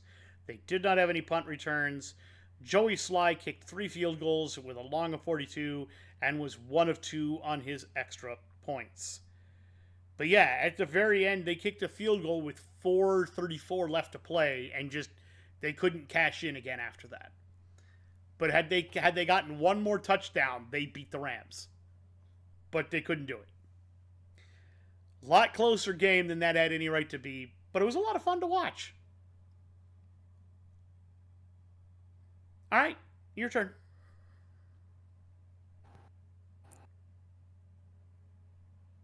Okay. Well, you want to talk about another really close game that a team had no right to win? I know where you're going. Seahawks at 49ers. Seahawks win 20-17. We both picked the Niners. We both lost. How the fuck did they do this? That's a good question. You want to talk about stats and see what the stats say? Yeah, let's see what the stats say. What do the stats say? God, no, don't even bring that up. Geno Smith, 5-32, 221 yards, no touchdowns, 1 pick. Geno Smith, 4 rushing attempts for 29 yards and a touchdown. Kenneth Walker, 14 for 54 and a touchdown. Receiving, Jackson Smith and Jigba, 10 for 110. DK Metcalf, 7 for 70. Tyler Lockett, 2 for 19. And AJ Barner, 2 for 15. Geno Smith did fumble the ball but did not lose it. Jonathan Hankins did come away with an interception. Derek Hall, Draymond Jones had sacks for 2 sacks on the night. Kicking, Jason Myers was 2 for 2 for a long of 57 and 2 for 2 on extra points. And they had one kickoff return by Kenny McIntosh. That's his name, McIntosh, for 15 yards. Kenny McIntosh. Let's go look at the 49ers stats, because the Seahawks stats were not very impressive, and now that makes me wonder if the 49ers just played like dirt. You know what McIntosh needs to do for Halloween? What he should have done? Dress up like a Macintosh? I was just going to say, get a beach ball and put it above his head. Oh, the spinning beach ball of death. So that he can be a Macintosh? Well, he could also just do the spinning beach ball of death. Yeah. Brock Purdy, 21 of 28, 159 yards, 1 touchdown, 1 pick. Rushing, Brock Purdy, 5 for 40 and a touchdown. Christian McCaffrey, 19 for 79. Jordan Mason, 2 for 13. Christian McCaffrey, 4 for 27. Deebo Samuel, 4 for 22. These are receiving numbers now. Jawan Jennings, 10 for 91 and a touchdown. Kel Jusiak, 2 for 12. No, not a lot of receiving. I don't know. No fumbles. 1 interception by Isaac Yiram. Leonard Floyd had 1.5 sacks. Nick Bosa had 1.5 sacks. Yetur Gross-Matos had 1 sack. Yetur Gross-Matos. That's a weird. Matos? I was close.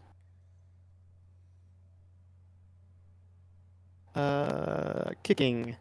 Jake Moody was 1 for 1 on field goals for a long of 33 and 2 for 2 on extra points. Kickoff returns, we had Isaac Garando, 2 returns for a long of 29, and Jordan Mason also had 1 return for no yards. San Francisco also had 1 punt return from Jacob Cowing for 12 yards.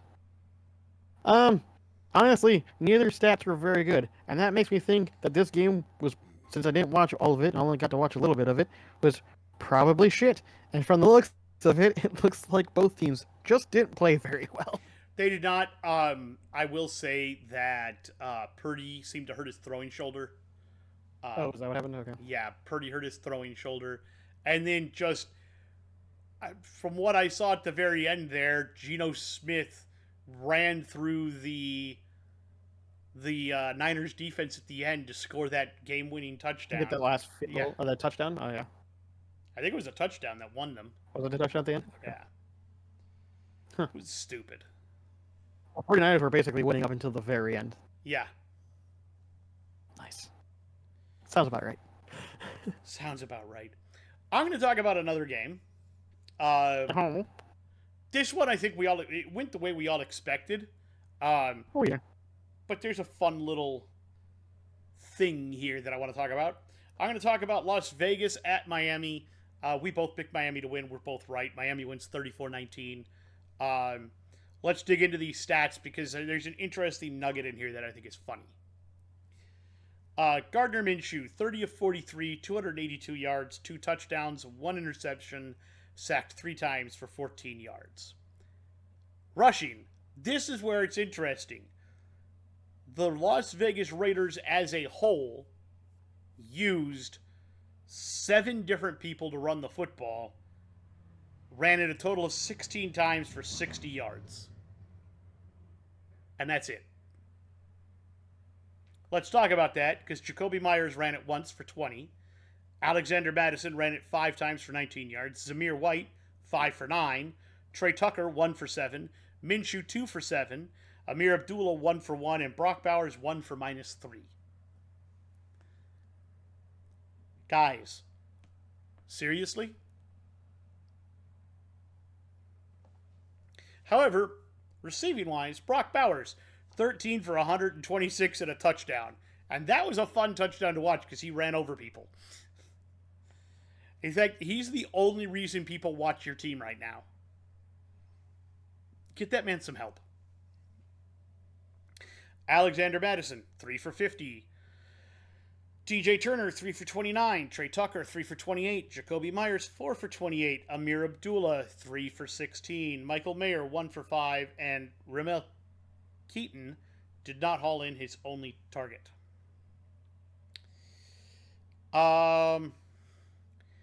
Defensively, Robert Spillane, 11 total tackles, 5 solo. Adam Butler had a sack. Tyree Wilson had a sack. And that's pretty much it. You did not have any defensive touchdowns. You had no interceptions. DJ Turner returned one kick for 31 yards. There were no punt returns. Daniel Carlson was 2 for 2 of field goals with a long of 27 and 1 for 1 on extra points. Dolphins. As we mentioned with Tua, you look pretty good when he's in the game because he went 28 of 36 for 288 yards and 3 touchdowns. Sacked twice for 17 yards. Devon H. had 17 carries, 73 yards, and a touchdown. That's pretty good. Malik Washington, 1 for 7. Jalen Wright, 5 for 4. Raheem Mostert, 3 for -2. I think you're kind of done in that rotation, Raheem. Sorry. Jonnu Smith suddenly had a game. 6 receptions, 101 yards, and 2 touchdowns. Tyreek Hill, 7 for 61, and a touchdown. Thank you, Tyreek. Jalen Waddle, 2 for 37. A-Chain, 4 for 32. Julian Hill, 2 for 28. Odell Beckham Jr., 2 for 13. Malik Washington, 3 for 11. Durham Smythe, 1 for 3. And Jalen Wright, 1 for 2. Tua did fumble, but he did not lose it. Defensively, Jordan Brooks leads the way with 12 total tackles, 8 of them solo. Zach Sealer has a sack. Calais Campbell, of course, has a sack. And Emmanuel Ogba has a sack. Jalen Ramsey did get 1 interception, which was thrown right at him. Kick returns, Jalen Wright. He had 1 for 29 yards, and Mostert took 1 for 23. Punt returns, Malik Washington tried to return 1 and went nowhere. Jason Sanders kicked 2 field goals for a long of 46 and 4 of 4 on his extra points. Miami did not punt the football. When you don't punt, you usually win.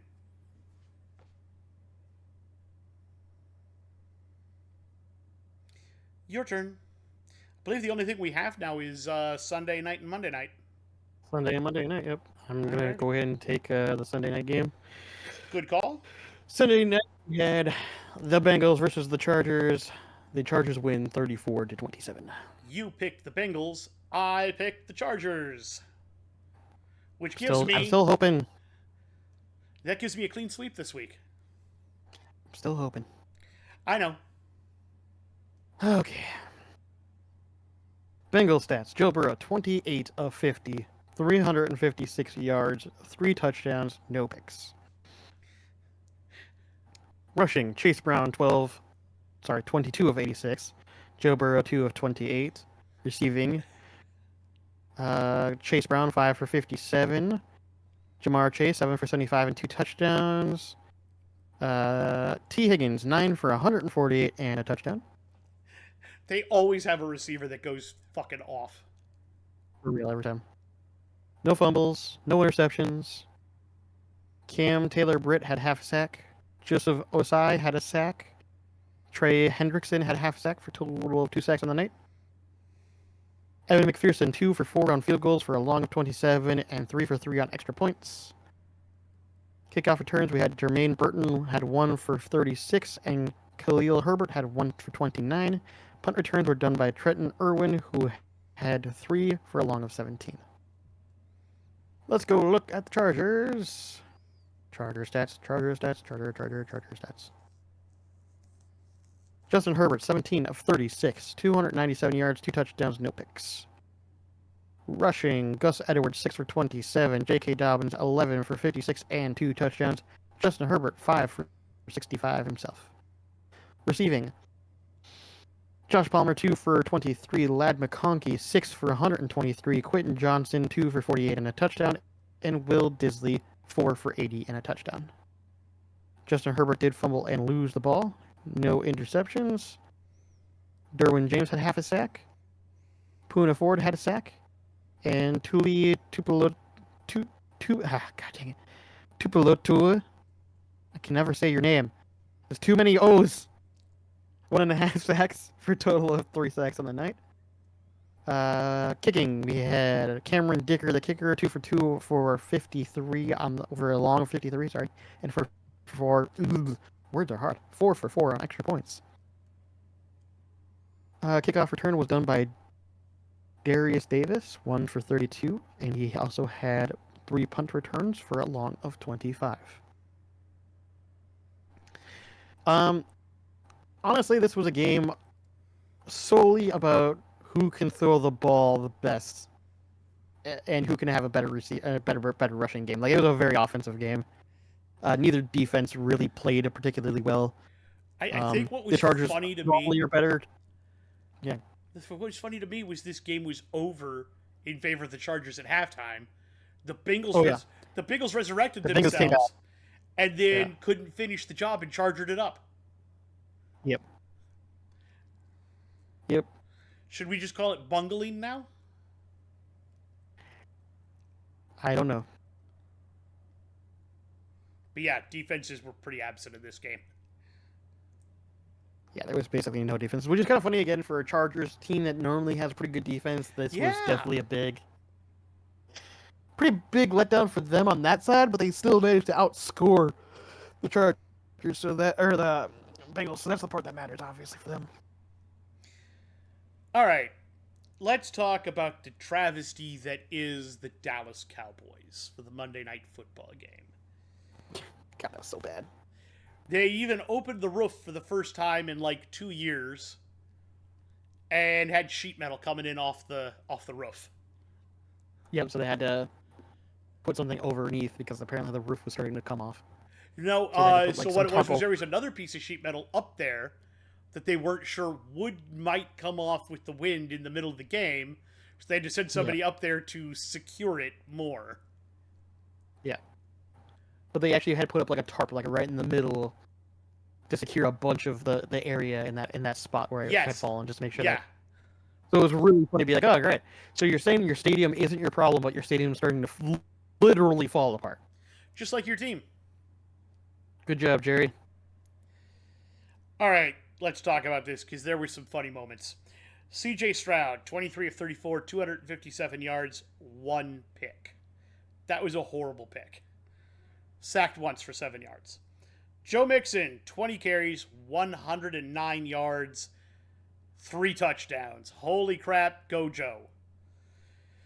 C.J. Stroud, 3 for 26. Tank Dell, 1 for 4. Damon Pierce, 1 for 2. Nico Collins, 4 receptions, 54 yards. It would have been more interesting if they'd let him keep the 75-yarder that he would have had a touchdown on if they hadn't called that back for holding. And I was like, God damn it. Tank Dell, 4 for 54. Joe Mixon, 2 for 44. John Mechie, 3 for 33. Dalton Schultz, 5 for 33. Cade Stover, 2 for 15. Robert Woods, 2 for 13. And Dare Ogunbowale, 1 for 11. And Derek Barnett had a fumble recovery. I'm going to walk you through that sequence because it also resulted in Derek Barnett getting a touchdown. So Derek Barnett winds up in the backfield and strip sacks Cooper Rush. The ball winds up in the hands of Tyler Guyton, who then has the ball stripped away from him, and then it winds up in the hands of Derek Barnett, who takes it all the way for a touchdown. That was a hilarious sequence of plays, and I laughed when I watched it happen. I was like, oh my God, that is the funniest thing I've ever seen. I was like, last week we had that interception that was like, how did you intercept that? You intercepted it by hitting a guy so hard that your chest caught the ball. And this week we've got the weird, like, fumble. Oh, the lineman's got it. Oh, he fumbles. Oh, the defensive guy who originally caused the fumble has now recovered the fumble and now takes it all the way for a touchdown. Defensively, Jalen Petrie, 9 total tackles, 4 of them solo. Sacks come D'Amico Autry, Tim Settle Jr., and Derek Barnett, and Danielle Hunter, who had 2 of them. Derek Stingley Jr. had a pick. Robert Woods had 1 kick return for 21 yards. Damon Pierce had another for 5. And Kaimi Fairbairn, 2 of 2 field goals, long of 33 and 4 on extra points. The Cowboys. Cooper Rush, 32 of 55 for 354 yards, a touchdown, and an interception. Sacked 5 times for 34 yards. Wow, those look like they should be good stats, and you know they're not because you threw the ball 55 times. What the crap, man? Rico Dowdle, 10 carries, 28 yards. CeeDee Lamb, 1 for 13. Deuce Vaughn, 4 for 13. Ezekiel Elliott, 1 for 8. Cooper Rush, 2 for 2. CeeDee Lamb, 8 catches, 93 yards. Cavante Turpin, 3 for 86 and a touchdown. Most of that coming on his 64-yard zoomer. I watched that happen. I went, wow, he turned on the Jets. Luke Schoonmaker, 6 for 56. Brevin Spanford, 4 for 42. Jalen Tolbert, 2 for 21. Ryan Flournoy, 2 for 19. Ezekiel Elliott, 3 for 16. Ferguson, 1 for 11. Rico Dowdle, 2 for 6. Wanya Thomas, 1 for 4. Deuce Vaughn, 1 for 4. And Jonathan Mingo did not haul in any of his 4 targets. That's been a worthwhile trade for ya. Cooper Rush had 2 fumbles. He did recover 1. Tyler Guyton had a fumble, lost a fumble, and recovered a fumble. He hit the trifecta. Eric Kendricks, 9 total tackles, 5 solo. Osa Odigozua had a sack. And Malik Hooker had the interception. Cavante Turpin had 2 kick returns for 56 yards with a long of 30. And Brandon Aubrey went 1 of 2. He missed a field goal. Looked like he actually slipped when he tried to kick it, which, if Jerry World is really falling apart, doesn't surprise anybody.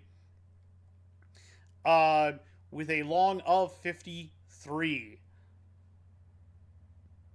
Dallas loses 34-10. Yeah, not good, guys. Not good. Your turn. Oh, wait, no, that's it. That was Monday night. Yep. Well, as I mentioned, I clean swept you all 5 games we disagreed on. Or was it 6? I think it was 5. Whatever it was. I won all of them this week. Some of them were a little controversial, but I did win all of them. Which extends my lead on you. Mm-hmm. Alrighty. I think it's time to tell some people that they're stinky and need to hit the showers, don't you? You can do that. You want to start? Or do you want me to start? Sure, I can start. Go ahead. Daniel Jones, go hit the showers. You're going to be in there for a while. Yeah. Lamar, go hit the showers, bro. That was bad. That's fair.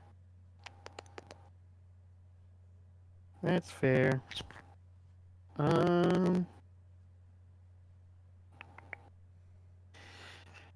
Let's see here. Who else do I make fun of today?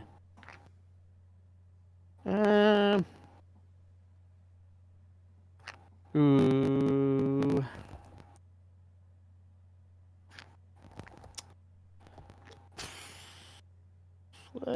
Kirk Cousins, go hit the shower. He's on my list, too. Pat Mahomes, go hit the showers. He was one of them I was thinking about, too. For a moment, he was on my list. I was thinking about it. Oh, boy. Trevor Lawrence, go hit the showers. We've already had this discussion before. I know he's injured. He wasn't playing well earlier before that. I'm still making fun of the kid. Gotcha. I know. Justin Tucker, go hit the showers. You literally cost your team the game. That's true. I didn't even think about that. If he hits even one of those field goals, they win. Yeah, that's true. That's true. I always forget about that one too. I didn't. I also had another couple of kickers on here. Kickers did not have a good week. No, they did not have a good week this week at all. All right. Inferno time. Ready for the Inferno? Yeah, sure. I'll start this one. I'm going to start with my least spicy person, Raheem Morris. You're in the third circle. Your team, look, you guys went all in to get Kirk Cousins. You're hoping this was going to be the year. And then you started doing well, finally. And now everything is falling apart.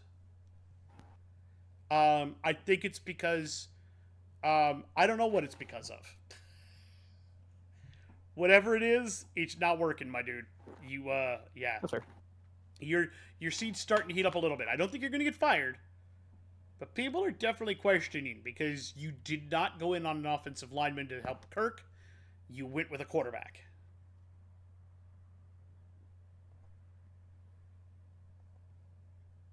Yeah. Alrighty. I mean, they explained the reasoning why they did it, so I get it. I get it. I don't like it. I don't like it either, so I guess we'll see. Yep. All right. I'm pretty much going to do the same thing. Second circle. Nick Sirianni. I know you guys are playing well. I still don't trust you, though. Something for me feels like you're like 1 or 2 bad games away from just snapping and falling apart again, just like that one year. Like, I just... feels like you guys are being held together by strings and duct tape. And Saquon Barkley. Yeah. Who himself is kind of held together with string and duct tape. True. I'm just saying, like, if he ever goes injured, they're fucked. Yes. Straight up. 100%. You got nothing without him. Let's be honest. I will say the defense looks a lot better than it did last year. Wow, the defense is playing better, but we'll see how long that holds out for. And then, one of my old faithfuls, Doug Peterson. Welcome down to the 9th circle. You keep just getting lower until you're going to be a permanent resident in the 10th circle until they fire you. At the 9th circle, I have the refs back in here again, and good old faithful. Man, it's just bad. It's just bad. I got nothing else to say. It's just bad. And finally, still in the 10th circle, waiting to be charred to a crisp, is Matt Eberflus. And I have at the 10th circle Doug Peterson. And all I say is I hope you're looking for a new job. Honestly, if they keep playing this way, Peterson's going to join Eberflus in the 10th circle very quickly. I think it's already a done deal. I think he's getting fired at the end of the season one way or another. Now it's just about if he's going to get fired. I think the funniest thing was, though, and you and I talked about it, is they asked him about his whether or not he was going to get fired or whether he was scared for his job, and he just came right out and said, "Not my decision. I don't care. Not my decision. I don't care. I'm just going to keep doing what I do." You know what? I respect the honesty out of that. Yeah. I respect the honesty out of that. Game balls? Yeah, sure. Game balls. You can start. I have a lot of people on my list. Taysom Hill, game ball. He's on my list, so I don't have to worry about him anymore. You know what? Anthony Richardson, game ball. That's fair. Lad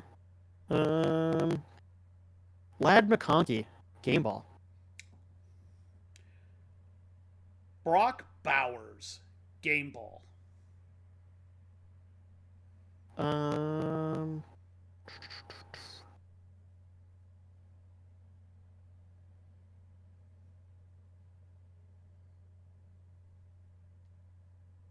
Yeah, I'm on Ross St. Brown, game ball, of course. And you know what? I'll take his partner, Jared Goff, game ball. Nice. The other one I had on here was we hit almost everybody except Joe Mixon and Joe Burrow. The Joes got left out of my list. So, honorable mention there. All right. Let's see here. Hot potatoes. I'll let you go first. I think about it. All righty. Hot potatoes. I'll go first, huh? Yeah. Which one of these do I want to do first? You know what? I'm going to give you this one first because I've been alluding to it for a while. Maybe, just maybe, if the Bengals win-loss record was reversed, Joe Burrow would be in the MVP conversation?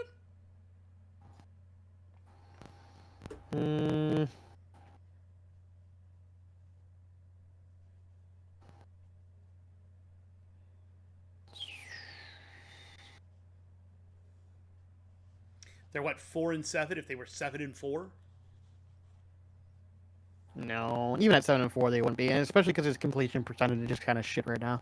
Like he's got a lot of yards and touchdowns and stuff, but his completion percentage is bad enough. And then with the fact that it's 7-4, I don't think that would really change it. I think. Okay.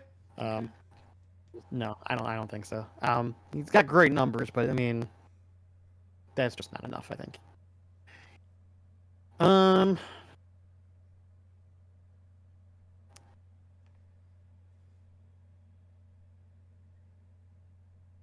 Maybe. Just maybe. The Chiefs won't make it to the Super Bowl this year. No, that's a real possibility. The AFC is not as flat as it has been. The Chiefs are not as dominant as they have been. I know they're probably going to turn it up in the playoffs, but I don't know how the weapons are going to work out this year because you've got so many injuries. You're going to get Pacheco back. Yeah, exactly. That's going to help, but you've lost Rice, and obviously Big Trav is getting a little older. You know, you've got you've got what's his name, Worthy. That's not Xavier Worthy. Yep. That's not horrible, but I mean, you don't really have much else in the way of receivers because you were hoping Hollywood Brown would be here, but he's injured.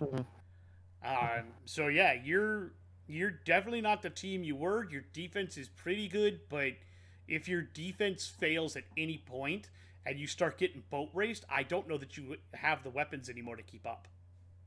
I think that's going to be your biggest problem, especially with Butker having gone out and he consistently gets you probably 19 points. He's able to get you, you know, like 6 to 10 points a game easily. You know, I mean, without him, what? So no, I don't think you're wrong about that. However, dovetailing in on that, maybe losing to the Bills was the best thing that could have happened for the Chiefs.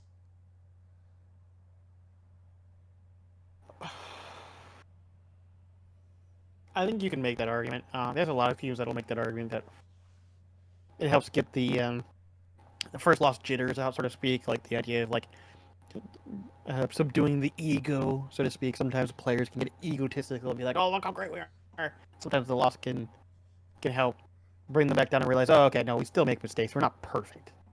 Also, you no longer have to hear about the media talking about it exactly. Yeah, the 78 Dolphins or whatever it was, and 72 exactly. Dolphins and all of that, the perfect season, and so no, I think it's probably good. I don't know if it's like one of those things where we can really tend to mount how much positive or negative impact that could possibly have. But I would say overall, in my mind, I would see that as a positive thing. Weirdly enough. Okay. That's great.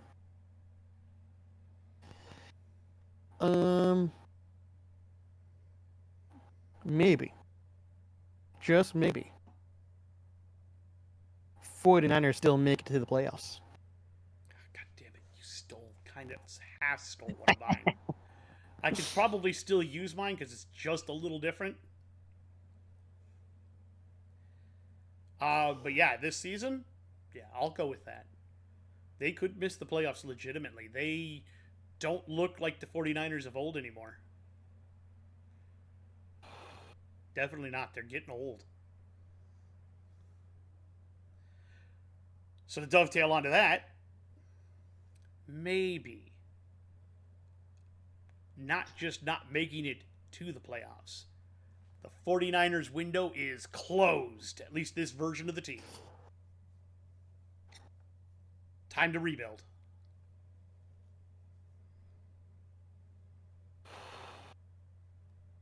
Yeah, I think they have enough of the same picks as, like, they only really need to move around maybe a running back here or there, maybe another wide receiver, and then continue working on their defense. They have Brock Purdy still young. They're gonna have to pay him, but they're not gonna pay him as nearly as much as you think you have to because he's not a superstar. Yeah, and this season is proving that. So I think they did the right thing waiting till the end of this season after. Waiting, exactly. So I think, if anything else, actually, their window is still slightly open because of the fact that they now don't have to pay Brock Purdy superstar money. They just have to pay him good quarterback money, which will still give them plenty of money room, especially if they move off of Christian McCaffrey like I think they're going to. So, actually, I don't agree with that. I don't think their window's completely closed with this team. I think it's just a couple of pieces. I think one or two pieces, and we're pretty much back set to what we were last year, I think. All right.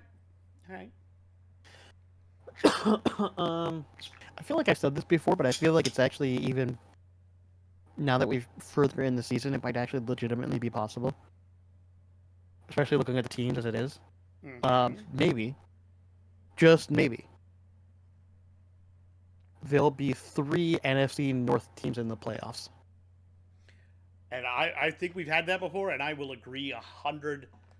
Like, I know that we're further in now, which is the only reason I want to bring it up again, because, like, looking at the NFC legitimately, like, NFC East, you have maybe 2 with Eagles and Commanders, right? NFC South, right, you have maybe 1 team coming out of there. Whoever wins the South is going to go to the playoffs and yeah, nobody else. There's no way the second team is coming out of that with how bad they're playing. The NFC West, you have maybe only one of them that comes out of that as well, because they're playing so... Like, and then who else do we have after that? The NFC... We've got them all. And then the North, the North, yeah. Like, with that, how the divisions are racking up right now, it legitimately could possibly go that way. Yep, 100%. I'm not going to say you're wrong. Could definitely get 3 teams out of the North this year. Probably be the Lions, the Vikings, and the Packers. Yes. I don't think the Bears had a chance if they would have beaten the Packers to try to make that, but I think with that loss, I don't think they have a chance at all now. No. All right. Ready for the power rankings? Yeah, as long as he can stop being Louderson. You want me to start? However, I can start. You can start. However, it doesn't matter. You go ahead and start this week. All right. At number 10, I have a team on my 10th spot that I've had on my 10th spot prior. It is, of course, the Arizona Cardinals. They have played well. They have won again. The only reason they haven't moved up is because a lot of other teams shifted around, and I just... And they Cardinals, I was debating on 9 or 10. Like, they were either going to be 9 or 10. There was never a chance for them to get much higher than that. Yeah, and they had a bye, so... Yeah. Exactly. Also, I have the Cardinals, same spot, same reason. They had a bye. They still lead the division, though, so... At number 9, I have a team that has drifted pretty heavily, and you might say it's unfair considering the fact that they even won this week. But they won against, I consider, an incredibly weak team, and the rest of the teams around them have played, I would argue, better, mostly outside of maybe one other team. But I have the Texans at 9. They have dropped heavily. A lot of other teams have played either better or have done a evaluation on teams, and just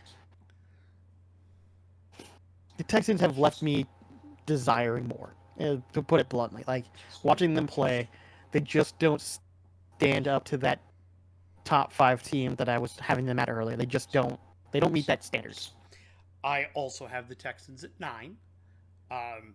And they dropped off my list, and then they've come back on my list, and I don't know if they're going to stay here or not. There are 2 teams that have dropped off my list. One because they damn near lost to a team they should have beaten easily, and the other one because they lost big time to a team.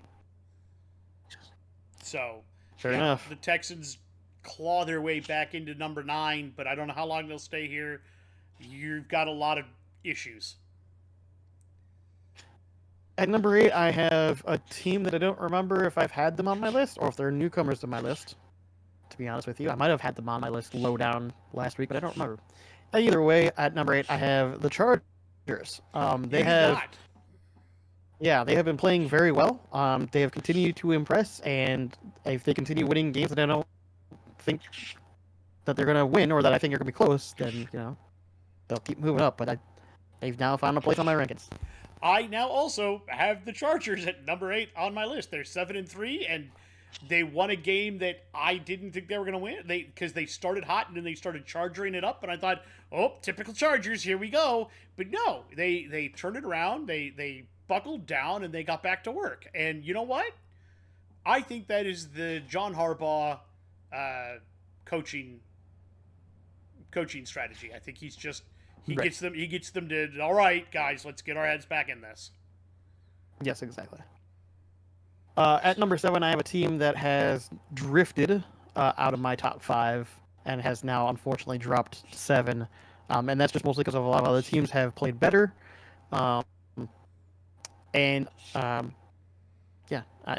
Washington. It's the Commanders. They're at 7. They didn't have a great showing against the Eagles they did until the very end, and even then, they weren't really showing a great showing.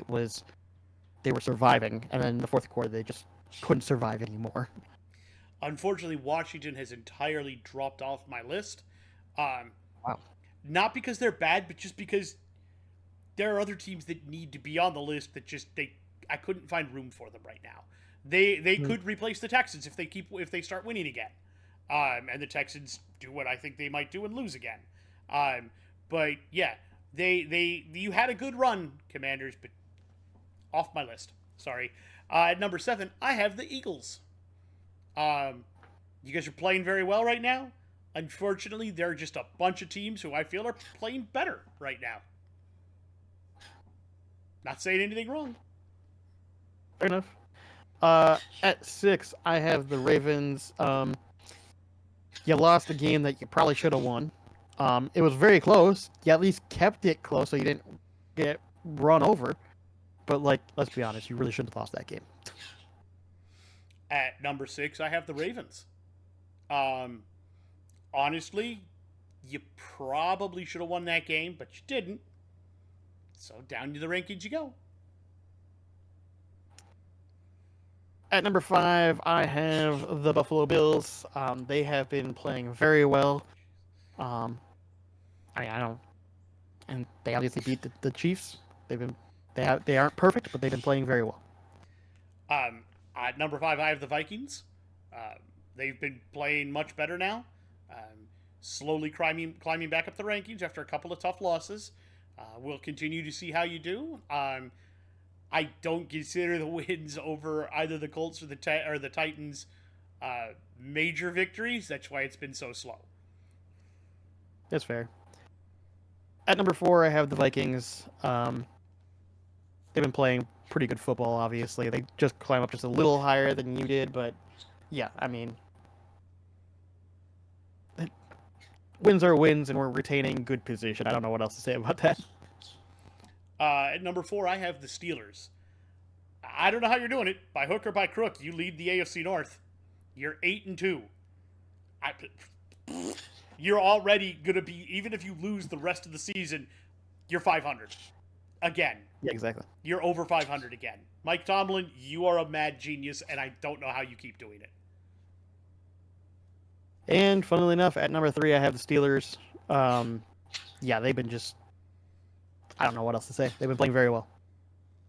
At number 3, I have the Bills. For some reason, I'm higher on them than you. I think they're playing really good football, and they're finding ways to win, and they beat the unbeaten team. So, yeah, you're at number 3. At number 2, the Chiefs still stand, which means the Lions are still number 1 for me. The only reason I still have them that way, even though the Chiefs lost, you might be like, well, why did they drop? Well, because it was a close game against the Bills.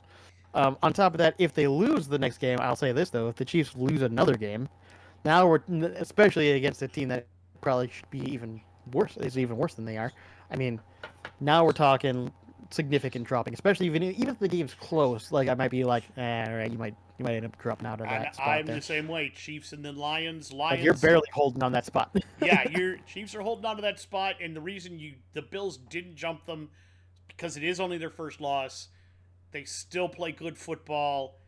and I think the loss might galvanize them, so we'll see. However, if you continue to lose, go into a slump a little bit, you might fall down the list. And yeah, the Lions. By the way, I do... Go ahead. Oh, sorry. Go ahead. The Lions continuing to eat kneecaps. Yeah. So I was going to say, the one team that I didn't put in here that you did, I don't have the Eagles in my list.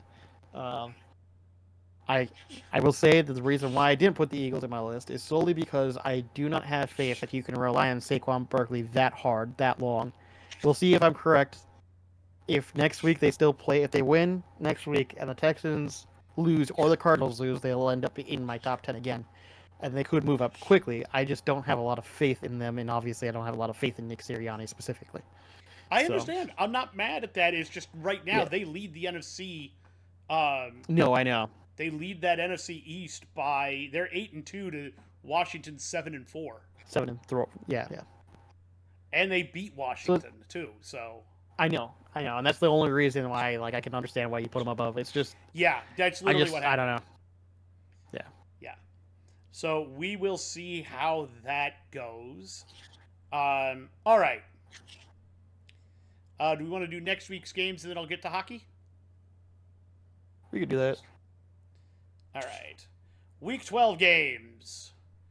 We start on Thursday. Steelers at Browns. Steelers. Yeah.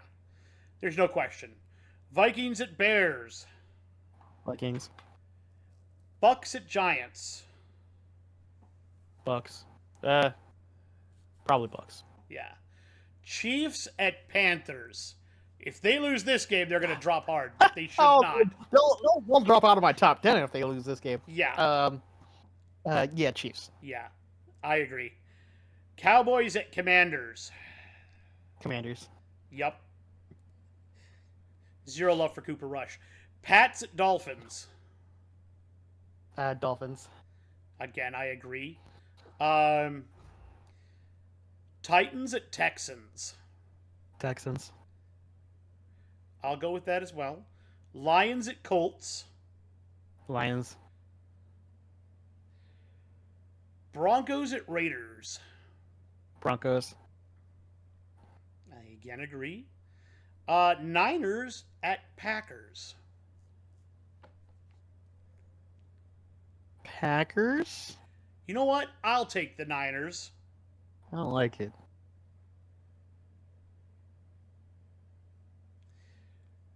Cardinals at Seahawks. Cardinals. I'll take the Seahawks.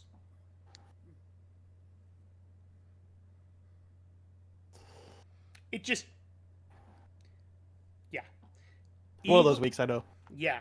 Eagles at Rams. Fuck it, I'm choosing the Rams. I'll take the Eagles.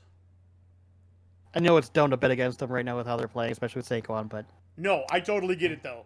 Because if their defense doesn't hold up to the two-headed monster that is Puka and Cooper.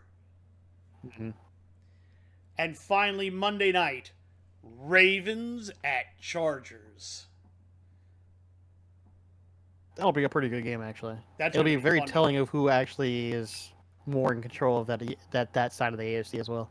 Because right now everyone's saying Ravens, but there is a real chance the Chargers could start making that run at the end of the season here, showing that they're actually tougher than a lot of people expect them to be. However,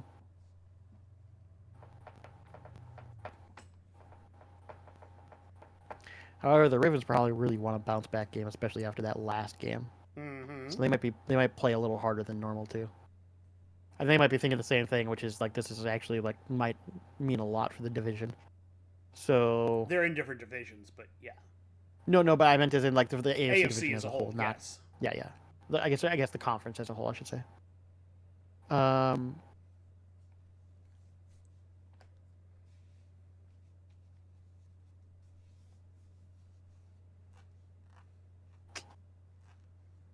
That's pretty tough, actually. I think.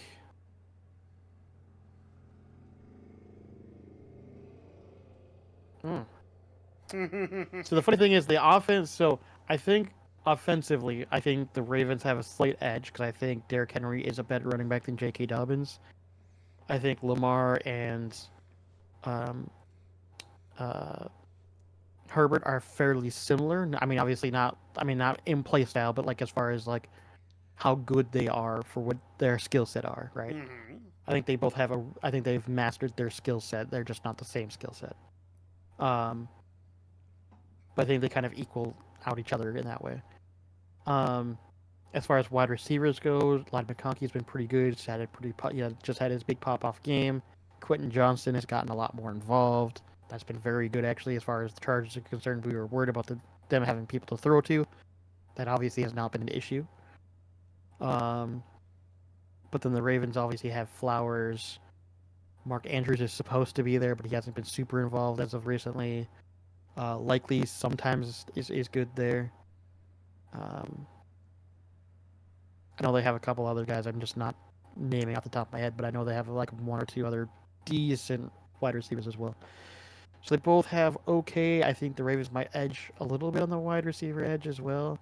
So like I think the Ravens have a slightly better offense, but in that same fashion, I think the Chargers have a slightly better defense. Not to say that the Ravens have a bad defense either. I think stylistically this is going to be a very interesting match because I think they both have really good offenses and really good defenses. The Harbaugh Bowl. Yeah, exactly. The two Harbaughs playing against each other too. So it's like Jim versus John. One has just slightly better offense, one has slightly better defense, and that's like the only differences basically. They're gonna be very evenly matched too, and that's the other thing that you bring up that might be interesting too is the fact that they're brothers, they know each other. So does that mean they might change how they actually play against each other because they know that the other person knows their tendencies? And see what I'm saying? I will also say, Jim has the edge on John right now because they played in the overall, Super Bowl. Yeah. Yep. So is that going to motivate John to change some things up? So it's really interesting. Oh man. I think this is one of the tougher ones we've had. Yeah, I think this is the toughest matchup we've had all season.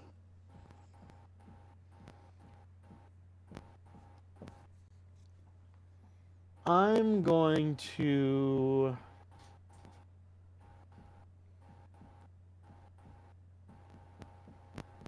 pick my gut, and I'm going to go with Chargers. I will take the Ravens because Jim already has that win over John. Right. But yeah, I think this is gonna be a fun game to watch. Oh yeah. It's gonna be a fun stylistic matchup. Jim and John, the Harbaugh Bowl, going at it again. That's gonna be fun to watch. All right. Hockey corner, real quick. We got to talk about this because it's bonkers.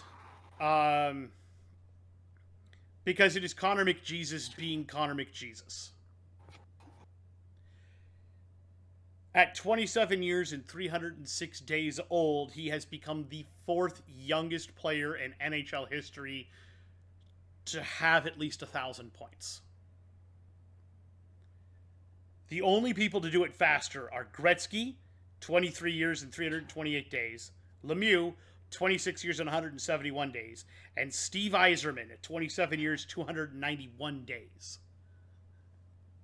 Had McDavid not gotten injured earlier in the season, he might have been the third youngest by eclipsing Yzerman.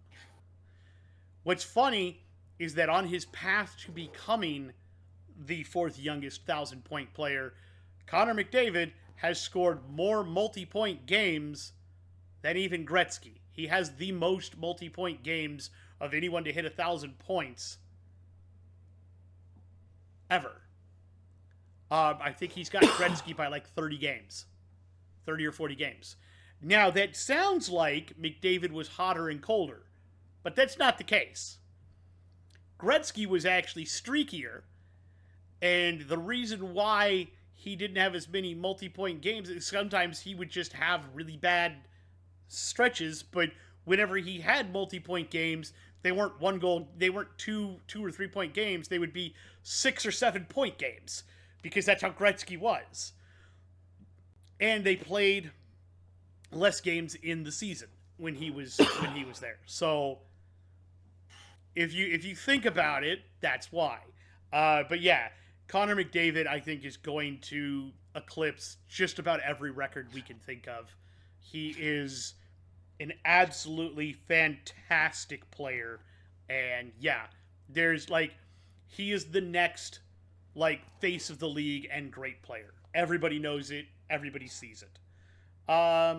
Speaking of which, let's get into the power rankings, because there have been some movement and some changes.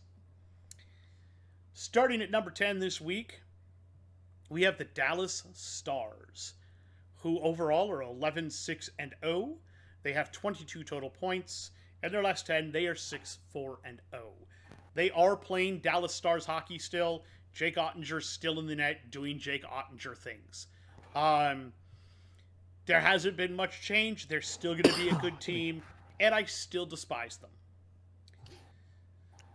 Number 9, we have the Vegas Golden Knights, 11-5-2, 24 points. In their last 10, they are 6-3-1. Again, Vegas is just being Vegas. They're hanging around.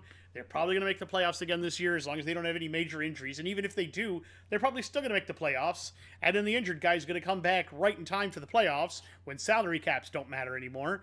And they're going to make another deep run because that's what Vegas does. They may hoist another cup for all I know. Number 8, the New York Rangers. 11-4-1, 23 points. Last 10, 6-4-0. The Rangers are still playing good hockey. They are not playing as good a hockey as they were last year. But they're still playing good. Number 7, having a drop, the Minnesota Wild. They are 11-3-3 with 25 points, and in their last 10, they are 6-3-1. The Wild have begun to struggle, but part of that is because they have lost. They've been out one of their top defensemen, Jonas Brodin.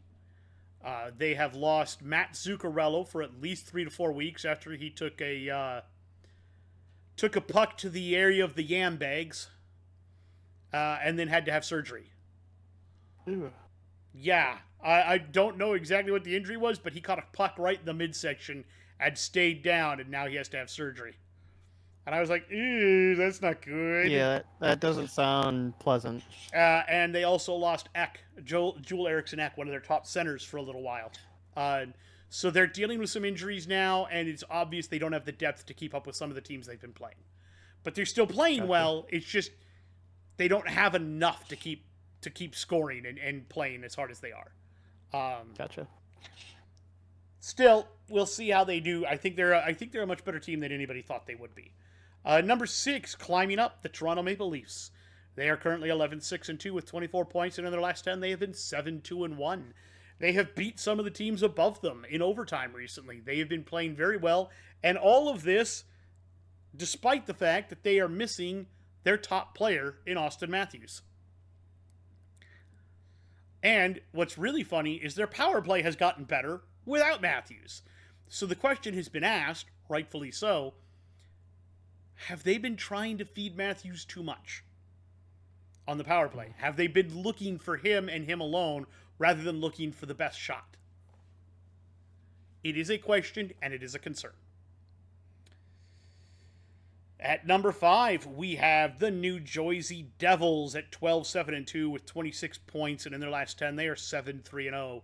Look, the Devils are playing exactly how we hoped they would last year. They are much better this year. They are playing very good hockey right now, and I expect to see them back in the playoffs. At number 4, we have the Florida Panthers. They are 12-5-1 with 25 points. In their last 10, they are 8-2-0. Again, this is the team that won the Stanley Cup last year. They're still they've lost a couple of pieces, but they're still a damn wagon, and everybody knows it. At number 3, a team that I did not expect to be here, the Washington Capitals. 13-4-1, 27 points. In their last 10, they are 7-2-1. However, they could potentially begin to slow down a little bit. They have lost Alexander Ovechkin for a period of time with a leg injury. So And he's been off to a hot start. So without him, they may cool off quite a bit. We'll have to see. Number 2, the Carolina Hurricanes at 13-4-0. They have 26 points in their last 10. They are 8-2-0. The Carolina Hurricanes, again, a wagon this year. I just hope that they can do more in the playoffs than they have been. Because they have not been good in the playoffs. When they're like the Leafs. They've gotten into the playoffs and then haven't gotten to the actual cup again anytime recently. And the number 1 team still, the Winnipeg Jets. However, they are now 15-3-0 and still only have 30 points. They have lost 2 games back-to-back, finally. They are 7-3-0 in their last 10. They are beginning to look mortal, but we will see if they can find that mojo again and get back on a winning streak. Otherwise, they could potentially drop to number 2. We'll have to see what the next week holds for the intrepid Winnipeg Jets. And outside of that, that's all I've got this week. I think that's all we've got this week. I think so. Yeah, I think so too. All right. Well, if you like what we do here, we would ask that you give us a like, give us a subscribe, hit the thumbs up, ring the bell so you know when we upload. It's usually weekly, at least during the football season. For all of you out there who are trying to accomplish something, we believe in you. Put your minds to it. We know you can do it. For everybody else, we hope that you're out there. We hope that you're having a good time. We'll tell all of you, stay bearded.